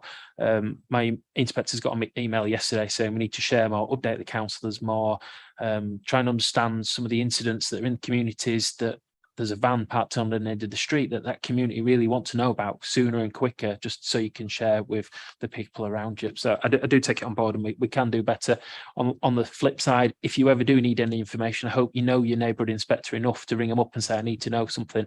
And I hope they have enough trust in you all to do it. And likewise, in your tasking meetings, I hope you can have the confidence to have a discussion with the MPT inspectors or pick a phone up together just to discuss it through. Thank you. Right, I've got Councillor Cannon, Councillor Akhtar, but before that, I'm bringing in Councillor Cooper. Thank you, Chair. Just to add to the responses given by Claire and Pete already, I just think that the PSPO gives another opportunity for us to be able to enhance the powers that the police and the council have in regards to dealing with this real nuisance that we've already heard from Scrutiny Board members and also from officers of the council and the police, actually, that is a huge issue for many of our communities. So it's something that we thought we really wanted to consult all our communities on, to find out what the impact they were receiving or they were having in their communities, so that then we could look to bring in that PSPO in terms of allowing then the police to have extra powers to be able to deal with them, because clearly whatever has been happening before has not worked to the way that we'd clearly want it to work in that improved way that I'm suggesting. And it also allows us to take the views of everybody around the city around that as well, which is really important. I think one thing to say about the reduction of antisocial behaviour is there's been, and I have to thank Claire and her team here and the police, because there's been an enormous amount of work done in the last 18 months around tackling antisocial behaviour in our city and in all our communities. And perhaps, you know, part of the reduction might be, you know, because of that work, and that's actually reduced antisocial behaviour in the city.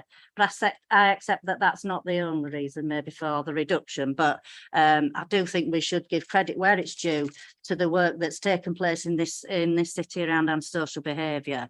And in terms of the engagement with the communities and the feedback from the police that I've heard a lot about from scrutiny members this morning, that we've been talking in Safer Leeds about how we might be able to improve those partnerships, because Safer Leeds is all about partnership work and how we can improve things in the city and in all our communities. And I think that that's something that we'll take away and work on with the police for us. Thank you. Right, I've got five councillors who have expressed and commenting. So we can start with Councillor Khan and Councillor Akhtar. Thank you, Chair, and thank you, Mr. Money and Chief Inspector Hall, for your excellent report. I've got 3 questions and 1 comment. First question is on boundaries of West Yorkshire Police on the elected Leeds City Council boundaries. They don't match with each other. One example I'll give you is when we have the packed meeting at the Compton Centre. The centre is in Hare Hills and Gibton and Hare Hills, and the people from other side of the road are from Bermondsey and Richmond Hill, and they do attend that packed meeting, and when they do attend that packed meeting, the MPTs are from Gibton and Hare Hills side, and they don't have the information from Bermondsey and Richmond Hill, and people who come from that other side of the ward don't get that information. So there's a communication that needs to be improved. People out there don't care if they live other side of the road or this side of the road. They want to be represented by the West Yorkshire Police and the Leeds City Council. So that's number 1. And the packed meetings are for member of public. Tasking meetings are for partners and elected members. So that's really useful. And the allocation of the MPTs, how are they allocated in those areas? Is it on the demand of the deprivation, crime and poverty? And the other one is, before we used to meet with the senior team in different patches, and that stops actually because we've got new elected members here, and the senior team used to explain exactly how the West Yorkshire Police work locally MPT, and that was really useful when Mr. Money was the chief superintendent in West Yorkshire and Leeds. He used to conduct that meeting, and they were really useful. That's what I felt as well, and the other members felt really useful. And we used to meet every 6 months, just to get update from elected members. The senior management knew what the issues were, so that stopped. Just another positive. There's not negative, but we do have a positive as well. In it is MPT, the communication is brilliant, actually. They do share with information with us before it goes on social media. So that has improved massively. So that where the credit needs to go, it needs to go. So yes, those 3 questions, if you can answer me back, please. Thank you. First point, Hare Hills, yeah, quite happy. The MPT staff can go to the meeting. I'll sort that out with the inspectors, just to make sure they do go to it, because you're right. Boundaries are probably not my best point to discuss, but I'll make sure it happens. How staff are divided up, they call it Aid Plus in our force, and it looks at everything from demographics to calls to everything, and then we put it in the system and it works out how many staff we should have, and that's how we divide it up. Then if there are any vacancies, it's up for me to move them around across Leeds ultimately. But yeah, the staffing is divided up West Yorkshire wise, then like down up to ward level. So we should know what's in each. Quite happy to come to any meeting you would like. Please let me know and I'll come along, because I quite like meeting as many people as I can. And I've had an invite to the East Councillors meeting possibly, so I quite happily come along to that. And if you need anything else, please do. Did meet a couple of councillors the other day at Catch from that area as well, so I'm more than happy to come to any meetings you need and talk through any issues, because I like getting out and hearing what's going on ultimately, because without the communication between ourselves, we're just not going to tackle everything together. Have I covered every point? Yeah. Bill, thank you. Thank you. Right, I'm conscious of time, so I'll try and make sure everybody gets a chance. So Councillor Akhtar, then Councillor Graham, then Councillor Wadsworth, then Councillor Carlisle. Chair, I'll keep it really brief. I've just noticed on the current policing leadership structure. I think it's important to put this on record. decision that the police has taken to have someone like Andy Lofthouse, who I have worked closely over the years, and I think I have already said this previously as well. One individual can make a huge difference to the communities, and Andy has done so much fantastic work in the Northwest and beyond. And colleagues will agree with me, those who serve on our neck, serve communities in our neck of the wood. And I have, even though there was a great loss to us losing Andy, but I think it's great achievement for the city. People like Andy will make a huge difference. And what I've noticed, rather to see a temporary chief inspector, I would love to see Andy to be a chief inspector. And I just wanted to thank him, and I hope that you will pass our comments to the chief superintendent for all the hard work that he has done over the 7 or 8 years in the Northwest. I think he used to cover from Leeds and Bradford Airport all the way down to London. So thank you. Yeah. No, thank you. I will praise him and pass that on, but you're right, he is temporary, and I do hope he gets past his next promotion board, and I will pass his support on. But you're right, he's been temporary in that role for probably a couple of years now. Not usual, but that's because we've invested in him, because everyone gives that feedback that he's excellent, and particularly with the partnerships as well. I probably go to him with quite a lot of stuff. So thank you for the feedback. It's much appreciated. Thank you. Right, Councillor Graham, then Councillor Wadsworth. Thank you, Chair. And I think all the reports have been really interesting. Thank you. And I'd just like to say that we have a really good relationship with our police, and they come to any meetings we're invited to, community committee forums. And Paul, as you know, we lost PC Kinnan and Sergeant Lund, who've been with us for I forget how many years. But we have the same relationship with our new Sergeant Lee Nicholson. So that's something we're really pleased about. So we have a really good relationship in Outer East. Thank you. Thank you. Councillor Wadsworth. Just a few comments more than anything. The PPSO, I agree with Councillor Cooper. If you can have it, it's best to have it. There was a point where we had one, and it was looking that the council were going to take it away, and the police actually came to us and said, would we support it being reviewed? And I think it came to you, Councillor Cooper, and asked for it to be in. It's worth, to elected members, it's worth having if you get the opportunity to have it in your ward. Near half of my ward is covered with the PPSO, and it is really, very useful. On Appendix 2, the reporting of ASB, I've not got the colour copy, but what you're showing is the reduction as being green and being good. That's not what I see on the ground. The reduction I see on the ground is because people are, I'll choose my words carefully here, not happy about how they have to report it, length of time they have to wait. And what does make them very cross is that they try to use a non-emergency number, can't get through, and the ASB escalates, and then it becomes a 999 call, and that also takes a long time to report. And then the response, because of the time that has elapsed, the response doesn't actually catch the culprits, particularly with ASB. And personally, I find the only way really to report ASB is on the website. You do get back, but you take a long time. Last time I reported a crime on the website, it took you 7 hours to get back to me, which meant that I was then in another city. And I did come and make a statement at Ellen Road, but it took a week to do that. And it was words of advice anyway, so it didn't really get anywhere, but it's the only way that you actually get it. But as I say, with ASB, I don't get the feeling that it's reducing because of the way you are reporting it, or that there's less of it around with regards to that. And just a final point about Leeds Watch. I'm really impressed with Leeds Watch. I think it does a great job, and every time I go to the Leeds Watch Centre, something happens. So if you want to go, elected members, come with me, and you'll see something else. It just needs to be the way. But I also see that you are responsible for security patrols, which what I get about security patrols is that they come at 10 o'clock in the morning, and their words that I get used, and I quote, playing on their phones. Now, I'm sure that is not the case.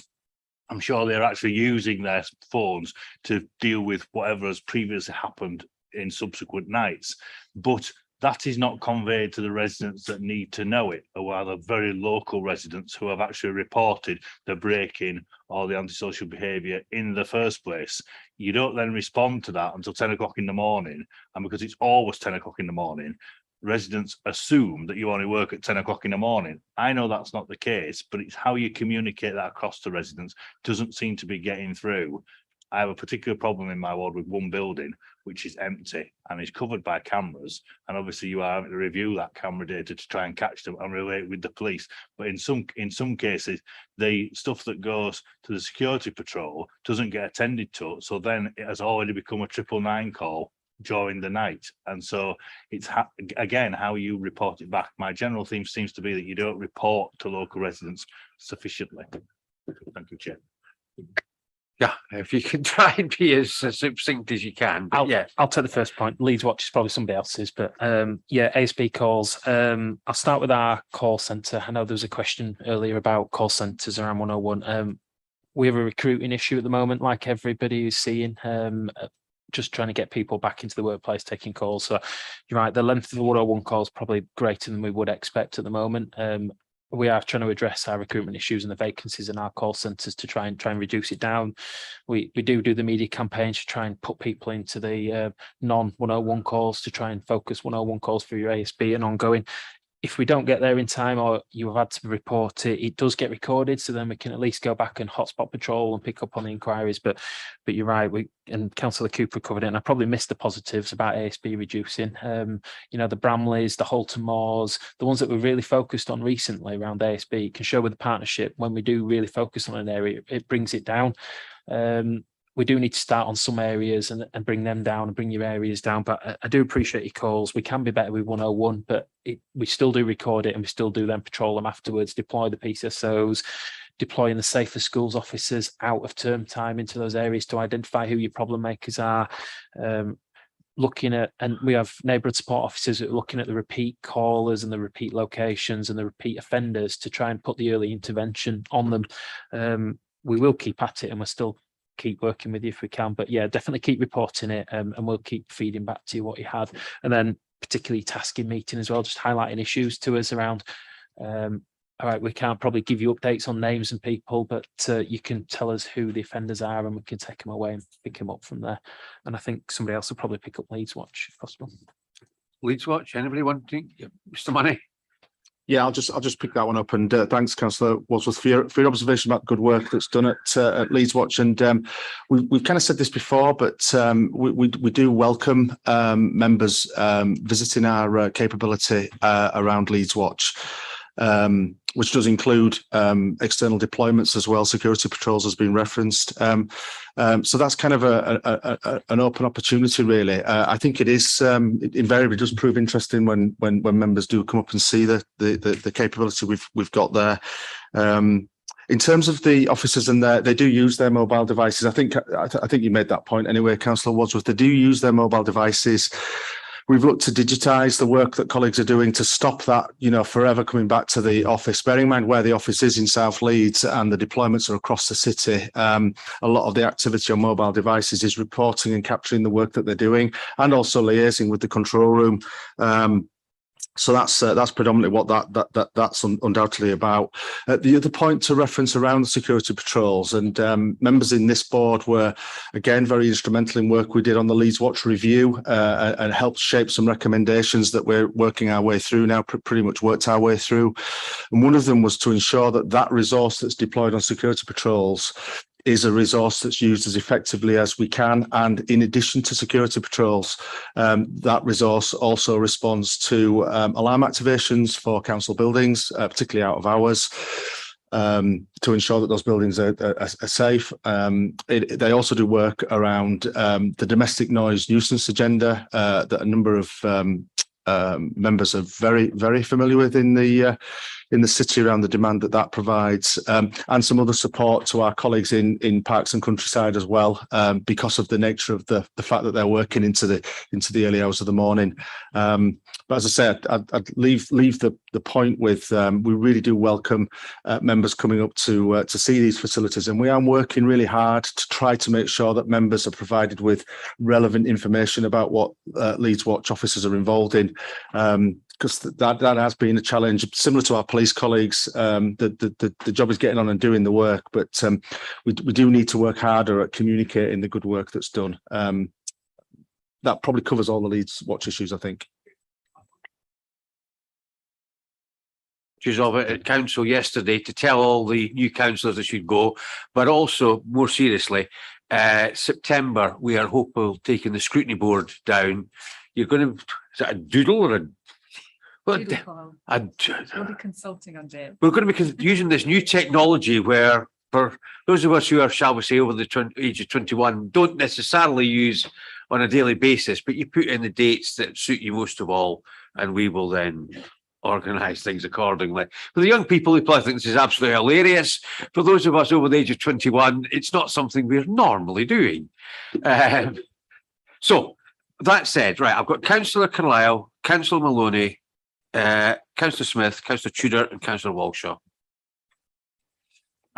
As ever from me, a quick disclaimer that if this isn't the right place for it, then well, you're not even the right people, then that's fine.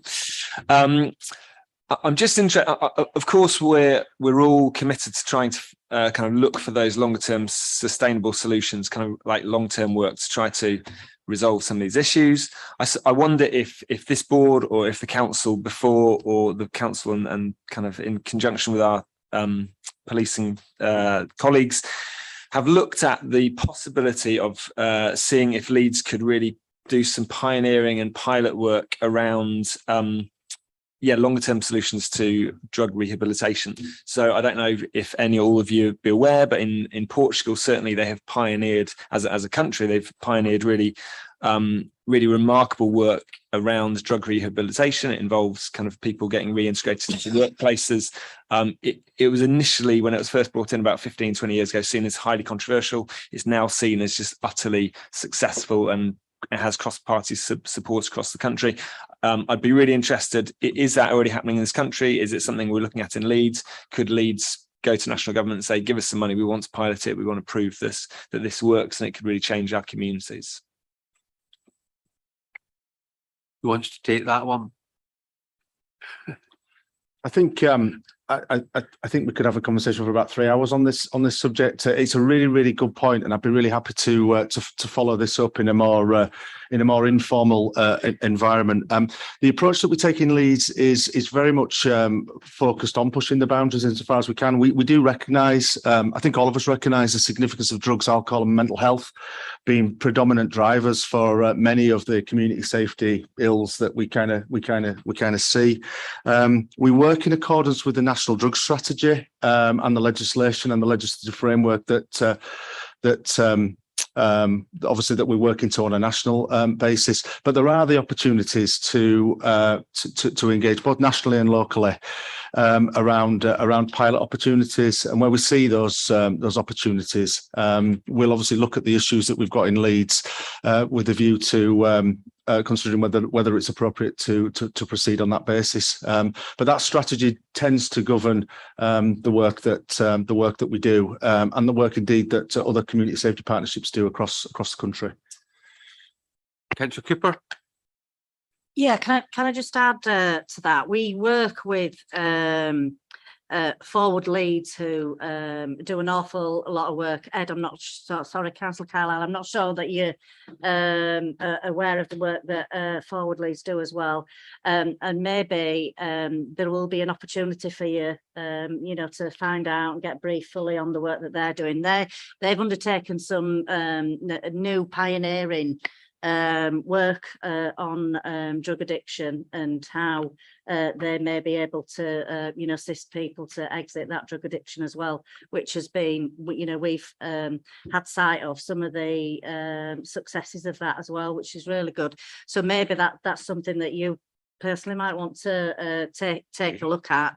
I think we're always open to other suggestions in the city, provided legislation allows us to do so, of course, and often we're governed by national legislation around the parameters of how we can work with drug addiction.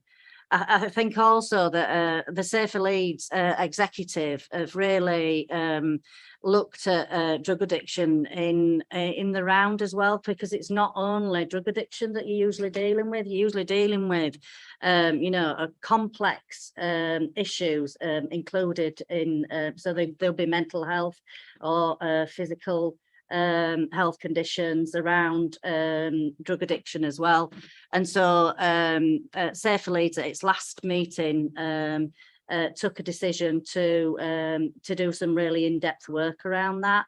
And there is a group from the Safer Leeds executive that are looking in a task and finish group into looking at that. So we've been more than happy to report that back to Scrutiny once that work's been undertaken, because we've recognised in previous meetings and communications with us, the Safer Leeds executive, that it's been an issue around how people can, you know, access one or the other, and we ought to be looking at them as a whole person and not just in terms of what service they're accessing at the time.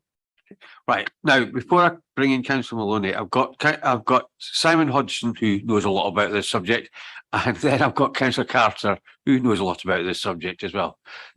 Yeah, thanks, Councillor. Councillor, I'm quite happy to do a briefing for you around some of the work that's going around drugs and alcohol. And I just echo what Councillor Cooper says. Forward Leeds are our commission service. You know, they just gone through a CQC inspection. Outstanding it was. You know, they are a national leader in terms of innovation. They certainly use the models around prevention, intervention and recovery, which is really important. And I think Councillor Cooper was hinting around the people with multiple complex needs, you know, the people with multiple disadvantage. It's really important that we look at some of the triggers of that. Primarily, it's around trauma. You know, people use drugs or substances, should I say, as a way to block things out. But I'm more than happy to do a detailed briefing with you on that. Thank you. Okay, thank you. Councillor Carter. Thank you. It's on the same subject and completely agree with everything that Councillor Cooper and Simon have said. Forward Leeds do some brilliant work, and it isn't big enough to my mind. I think the problem is, and it feeds through everything that every one of us in this room does, and that's mental health.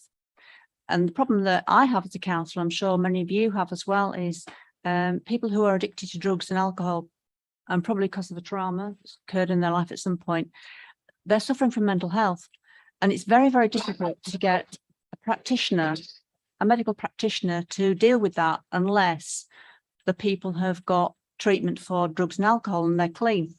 And, you know, they're probably addicted because they have mental health. So it's chicken and egg. It's very, very difficult to deal with. And it's something that I keep going on about all the time. And I know that Mr. Money is also concerned about this, and Councillor Cooper. And we're all on the same page on it.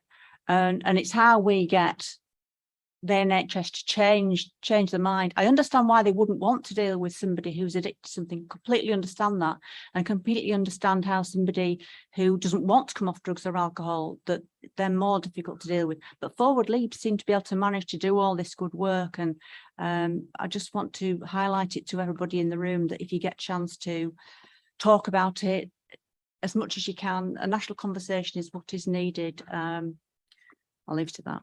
Thank you. Right, now, back to this again. Councillor Maloney and then Councillor Smith. I think it follows on quite nicely from Councillor Carlisle's point. I'm just looking at page 63 and 64, and then just to jump forward 80 to 83, just on people with multiple needs, such as street users and sex workers. These crimes that are outlined would only ever be eradicated if we eradicated poverty and addiction, and we simply can't do that overnight. There's no golden bullet. So it's good to see that you're talking about multi-agency action and working with grassroots community groups. But what do you see that looking like? Because my concern is that with street use and sex workers, they're talked about outside of the community as if they're not part of the community. So we get residents versus users, residents versus sex workers, the community versus uses community versus sex workers, rather than that being a conversation that brings all parties involved. And then we have very high tensions. So I'm just, when it comes to that community engagement, what do you see that looking like when we look at those people with multiple needs? Thank you. I know you know a lot about this one as well. Yeah, no, thank you, councillor. If you don't mind, councillor, I'll just do a little bit around where we're going and some of the challenges. Some of them are in the report, obviously, you know, some of the high level stuff. But yeah, actually, we've got a really, really positive partnership working on people who are rough sleeping, begging, sex working, people in need on the street in its broader sense. You know, we've got a really good infrastructure around that partnership. That's saying we have got more to do. There is more to do. Operationally, we are very much focused around that high support, high challenge, but also compassionate in terms of listening to the voice of people who are going through that experience, you know, and what's happened to them in the past, understanding that trauma and how can we enable them to make informed choices, whether that's exiting or moving forwards and helping them recover. I'm pleased to say from a performance point of view, the numbers remain low compared to our pre-COVID figures. So it may be visible, but it's lower than it was pre-COVID. And we recognise there's still more to do on that. We've now got funding from the Department of Levelling Up for 3 years. Normally it's 1 year. We've got a settlement 3 years, which gives us some sustainability in terms of our infrastructure. And that includes the work around the specialist support services that we need to work with people who are in need on the street. So that's important, as well as the accommodation offer, you know, having the right accommodation offer, whether that's emergency, whether that's supported accommodation and the wraparound support that can help people recover and move forward. So that's significant. I think one of the other innovations, we are innovative and we do work very closely with our partners, and we are pushing the boundaries here and a real national leader, I think. I'm really proud of the work that we've done around a gender-informed accommodation, emergency accommodation in the city. I think I might have mentioned this when I came previously, that we were working on this. And well, I'm pleased to say that city centre female-only emergency accommodation is up and running. It's called Somewhere Safe to Stay. It was opened in December 21. We've had 70 women so far, certainly 70 women that have gone through that and moved forward into more supported or alternative accommodation. More to do, but that's the right way. We've developed our Somewhere Safe to Live programme, which is including additional properties where women need additional support to help them recover for whatever reason, whether that's mental health, whether that's trauma, whether that's addictions, whether that's relationships, you know, and enabling people to move forward. So that's really, really important. I think you're right in terms of talking to the community. The community are impacted by some behaviours. But also an understanding of the needs of those individuals is really important. I think over the last couple of years, we've got better at that. And I know, Councillor, you're on our working group and the work that we're doing in Holbeck particularly, and the work that we're doing in the city centre. I think our comms and engagement plan is really clear. And we're open for that conversation with members of the community, which is important. I think the last thing I'd like to mention, Councillor, and then I'm opened up to any questions if you want on this, is just in terms of our grassroots organisations. I think we mentioned this before. Somebody mentioned the importance of linking in with grassroots organisations. You may remember pre-COVID, we had an issue of on-street soup kitchens, particularly in the city centre. Lots of grassroots organisations with good intent. They wanted to help people. They wanted to give them food. But actually, we've changed the narrative. We're saying, actually, this is about dignity. This is about, do we really want people queuing up in the cold, in the rain for food, you know? And the groups that were doing that have come to realise that actually this isn't the best way to help people. We now have an indoor provision on an evening, 5 nights a week, which I'm really pleased about at St Anne's Resource Centre. And actually, it's about dignity for those people, giving them a safe space to go to, can help get support, the right support at the right time for them. The queues that we saw in the city centre were not all people who were homeless or roofless. Many of them were in food poverty. And actually, they're better served in the neighbourhoods where they live with the, you know, the provision that's in those areas there and coming to the city centre. So I'm really proud of how we've done that, moved that forward. Still some challenges, still lots to do, but I think we are progressing in the right direction. Thank you. Okay, thank you. Do you want to come back again?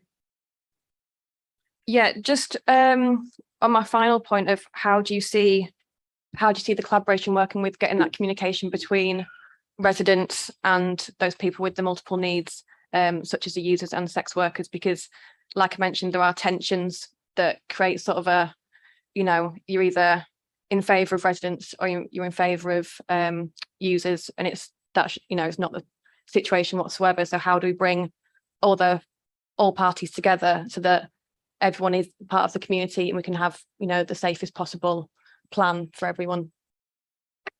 Yeah, thank you, Councillor.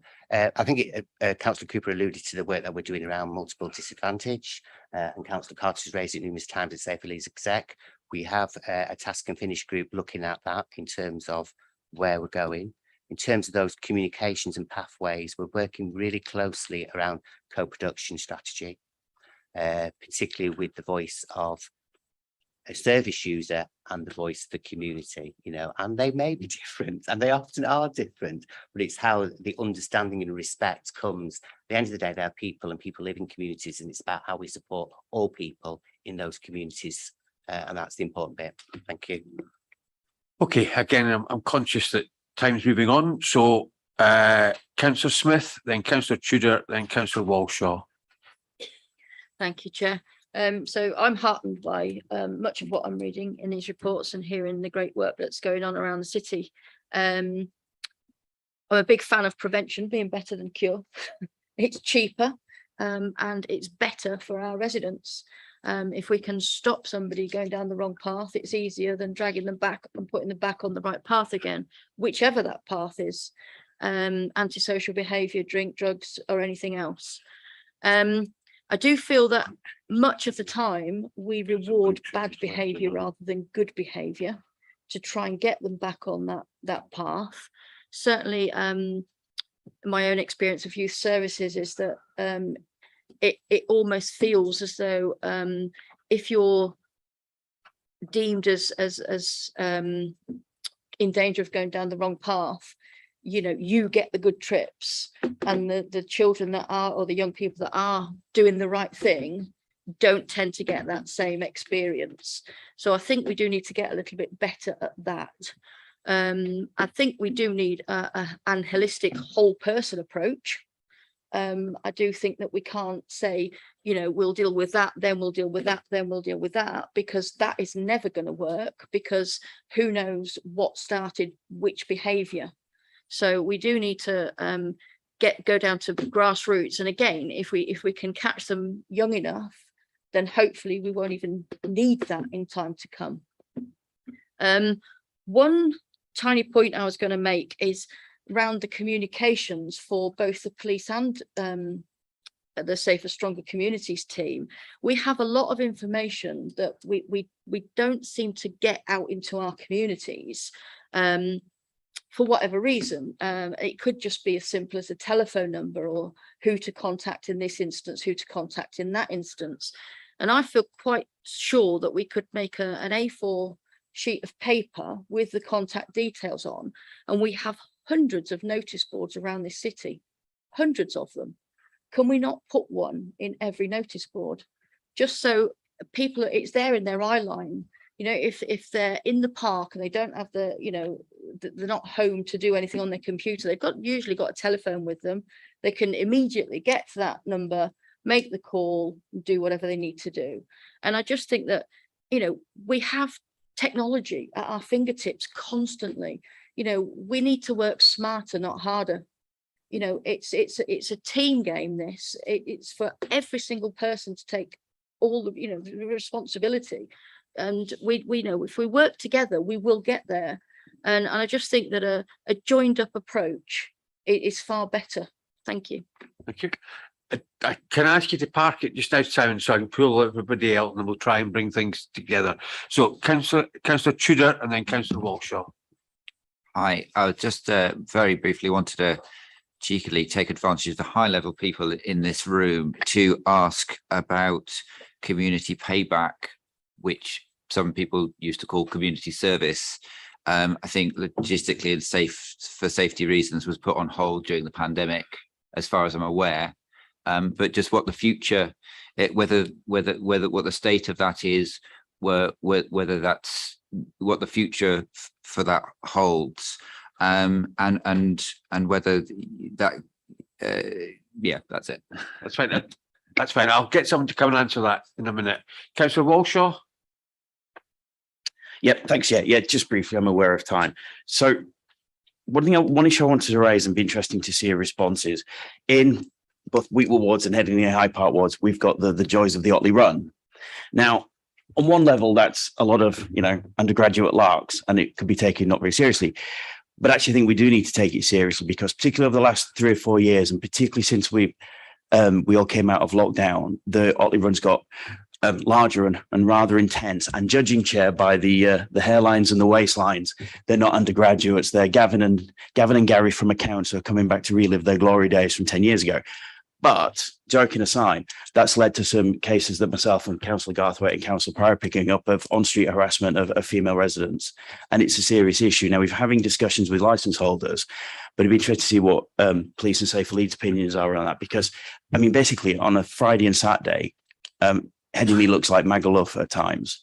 And the licence holders are making record takings, and we're looking at them to step up, and we want to see what the Police and Safer Leeds can come back with as a response. Thanks, Chair. Thank you. Right, so if someone can go through the communication issue about the leaflet, community payback, and then Councillor Walshaw's issues, and then I'll draw it to a conclusion. Okay, I'll try and be brief, Councillor, Yeah. as well. Fantastic. I think there's something in that in terms of our comms and engagement and using technology. More importantly, I think what we can do as a team, we can go back, look at our Safer, Stronger Communities priorities, and look at how we can just promote that, what, where and who and how to report kind of thing. I'll send you everybody we've got an A4 information around rough sleeping and begging, so you can pass that out to your constituents as well. I'll send that when I get back in the office. On the community payback, Councillor, there is a commitment from West Yorkshire Probation. Now they've been reconfigured. They are continuing to do community payback. They're actually looking for projects, should I say. So again, contacts, I can send that out to you. They won't like me for that, but they are looking for, projects that you want to do in the community, really important. And then just in terms of, we're doing some significant work with Claire's team, who's leading on the Antisocial Behaviour Awareness Week, which is this week. So look out for messages on social media, really important, as well as the engagement in our neighbourhoods. Do you want to mention the Otley Run? Thank you. Just with regards to the Otley Run, so we're doing some concentrated work specifically on that at the moment, because obviously we've identified there has been quite an increase. It is causing quite a nuisance. It's probably not what it's intended for initially. So we are kind of trying to do some targeted response around the PSPO that's in place, because it does kind of cover that area. So we've just recently had some communication through West Yorkshire Police on where they've breached somebody for in breach of the PSPO. So we're looking at the fixed penalty notice process. So we're kind of bringing that together a lot tighter than it was before. We didn't necessarily use it around the Otley Run, but we've identified, because of the issues and the increase, it's something we need to do. And we're really engaged with licensing as well. There is kind of a bit of a tactical operational group that's just recently been set up. So it's at the very early stages. It's got the right partners around the table. So hopefully we will be starting to see the improvements from that. Okay, right. Yeah, Councillor Cooper, yeah. Sorry, I just want to make a point that has been said by a number of people, but by Councillor Spiff most recently, and that's about prevention being better than cure. And I couldn't agree more that prevention is better than cure. But unfortunately, because of the financial situation that this council has been left in, that we have had to, think about how that budget is distributed in terms of its priorities. And youth services across the country, and not just in the city, has been decimated by the loss of income to that real big need that there is in the city. And if we had the right amount of funding for youth services and other prevention and early intervention then we would be able to do a lot more work, and it wouldn't come further down the line or further down the river, and then we'd have to deal with it, and it'd be a lot more expensive at that end to be able to deal with it as well. I don't think that it's necessarily to put on Leeds City Council's shoulders that we need to do that prevention work. It's a national problem that these areas are not funded correctly, and they need to be funded correctly. We have called for a statutory youth service that we should have in this country, and it does stop young people from entering into risk behaviour if they've got universal access to youth services. Thank you. Okay, right. I'm drawing this to a conclusion, but can I thank everyone for their contributions today, and to our guests for coming along, and those guests who came along and didn't have a chance to speak. Hopefully you don't feel it's been a total waste of your time sitting there listening to your colleagues being grilled and answering questions. You might, of course, be relieved that you've not been asked any questions yourself, but thank you all for coming along. And if we can now move on to item 9. Angela will explain all about diddles and doodles. I don't know about that level of detail. Thank you, Chair. So item 9, so the members will recall last month the board was presented with a draft work schedule for the forthcoming year, and that reflected known items of scrutiny activity such as performance and budget monitoring and other areas of work that were recommended from the former board. But there were also key areas of other areas of interest raised. And so it was proposed that obviously in liaison with the chair, we'd look at how best to prioritise and incorporate those into the work schedule. So having done so, you'll find in Appendix 1 what the latest work schedule entails. Part of some of the pieces of work that will be undertaken will be through working groups and site visits. So at the moment, there's an indication of which month. We just need to establish the date. So I will be consulting, possibly using this new technology of a doodle poll to collate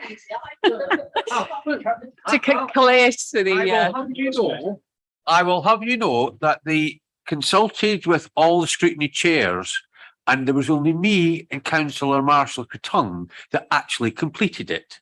So I did actually know what I'm doing. It's just all I'm saying is it's a new technology, and some councillors are struggling. That's all I'm pointing. No, exactly. So you'll be getting that through very shortly. But with regards to one of the visits that was proposed, and this was the visit regarding environment and waste services, so a visit to Newmarket House on the Rurf. But what we've been informed is that the service is actually in the process of organising a couple of events anyway for new members, particularly new members over the last couple of years, not just those that have just been elected. And for them to attend Newmarket House, be briefed on the work of the service, including a visit to the Rurf. So the time frame for that is actually September. So the proposal now is that all members of this board be extended an invitation to those events, so just to avoid that duplication of effort. So once we get those dates, we'll send that through. So all are welcome. Yes, all are welcome to attend those events. So thank you, Chair. Okay.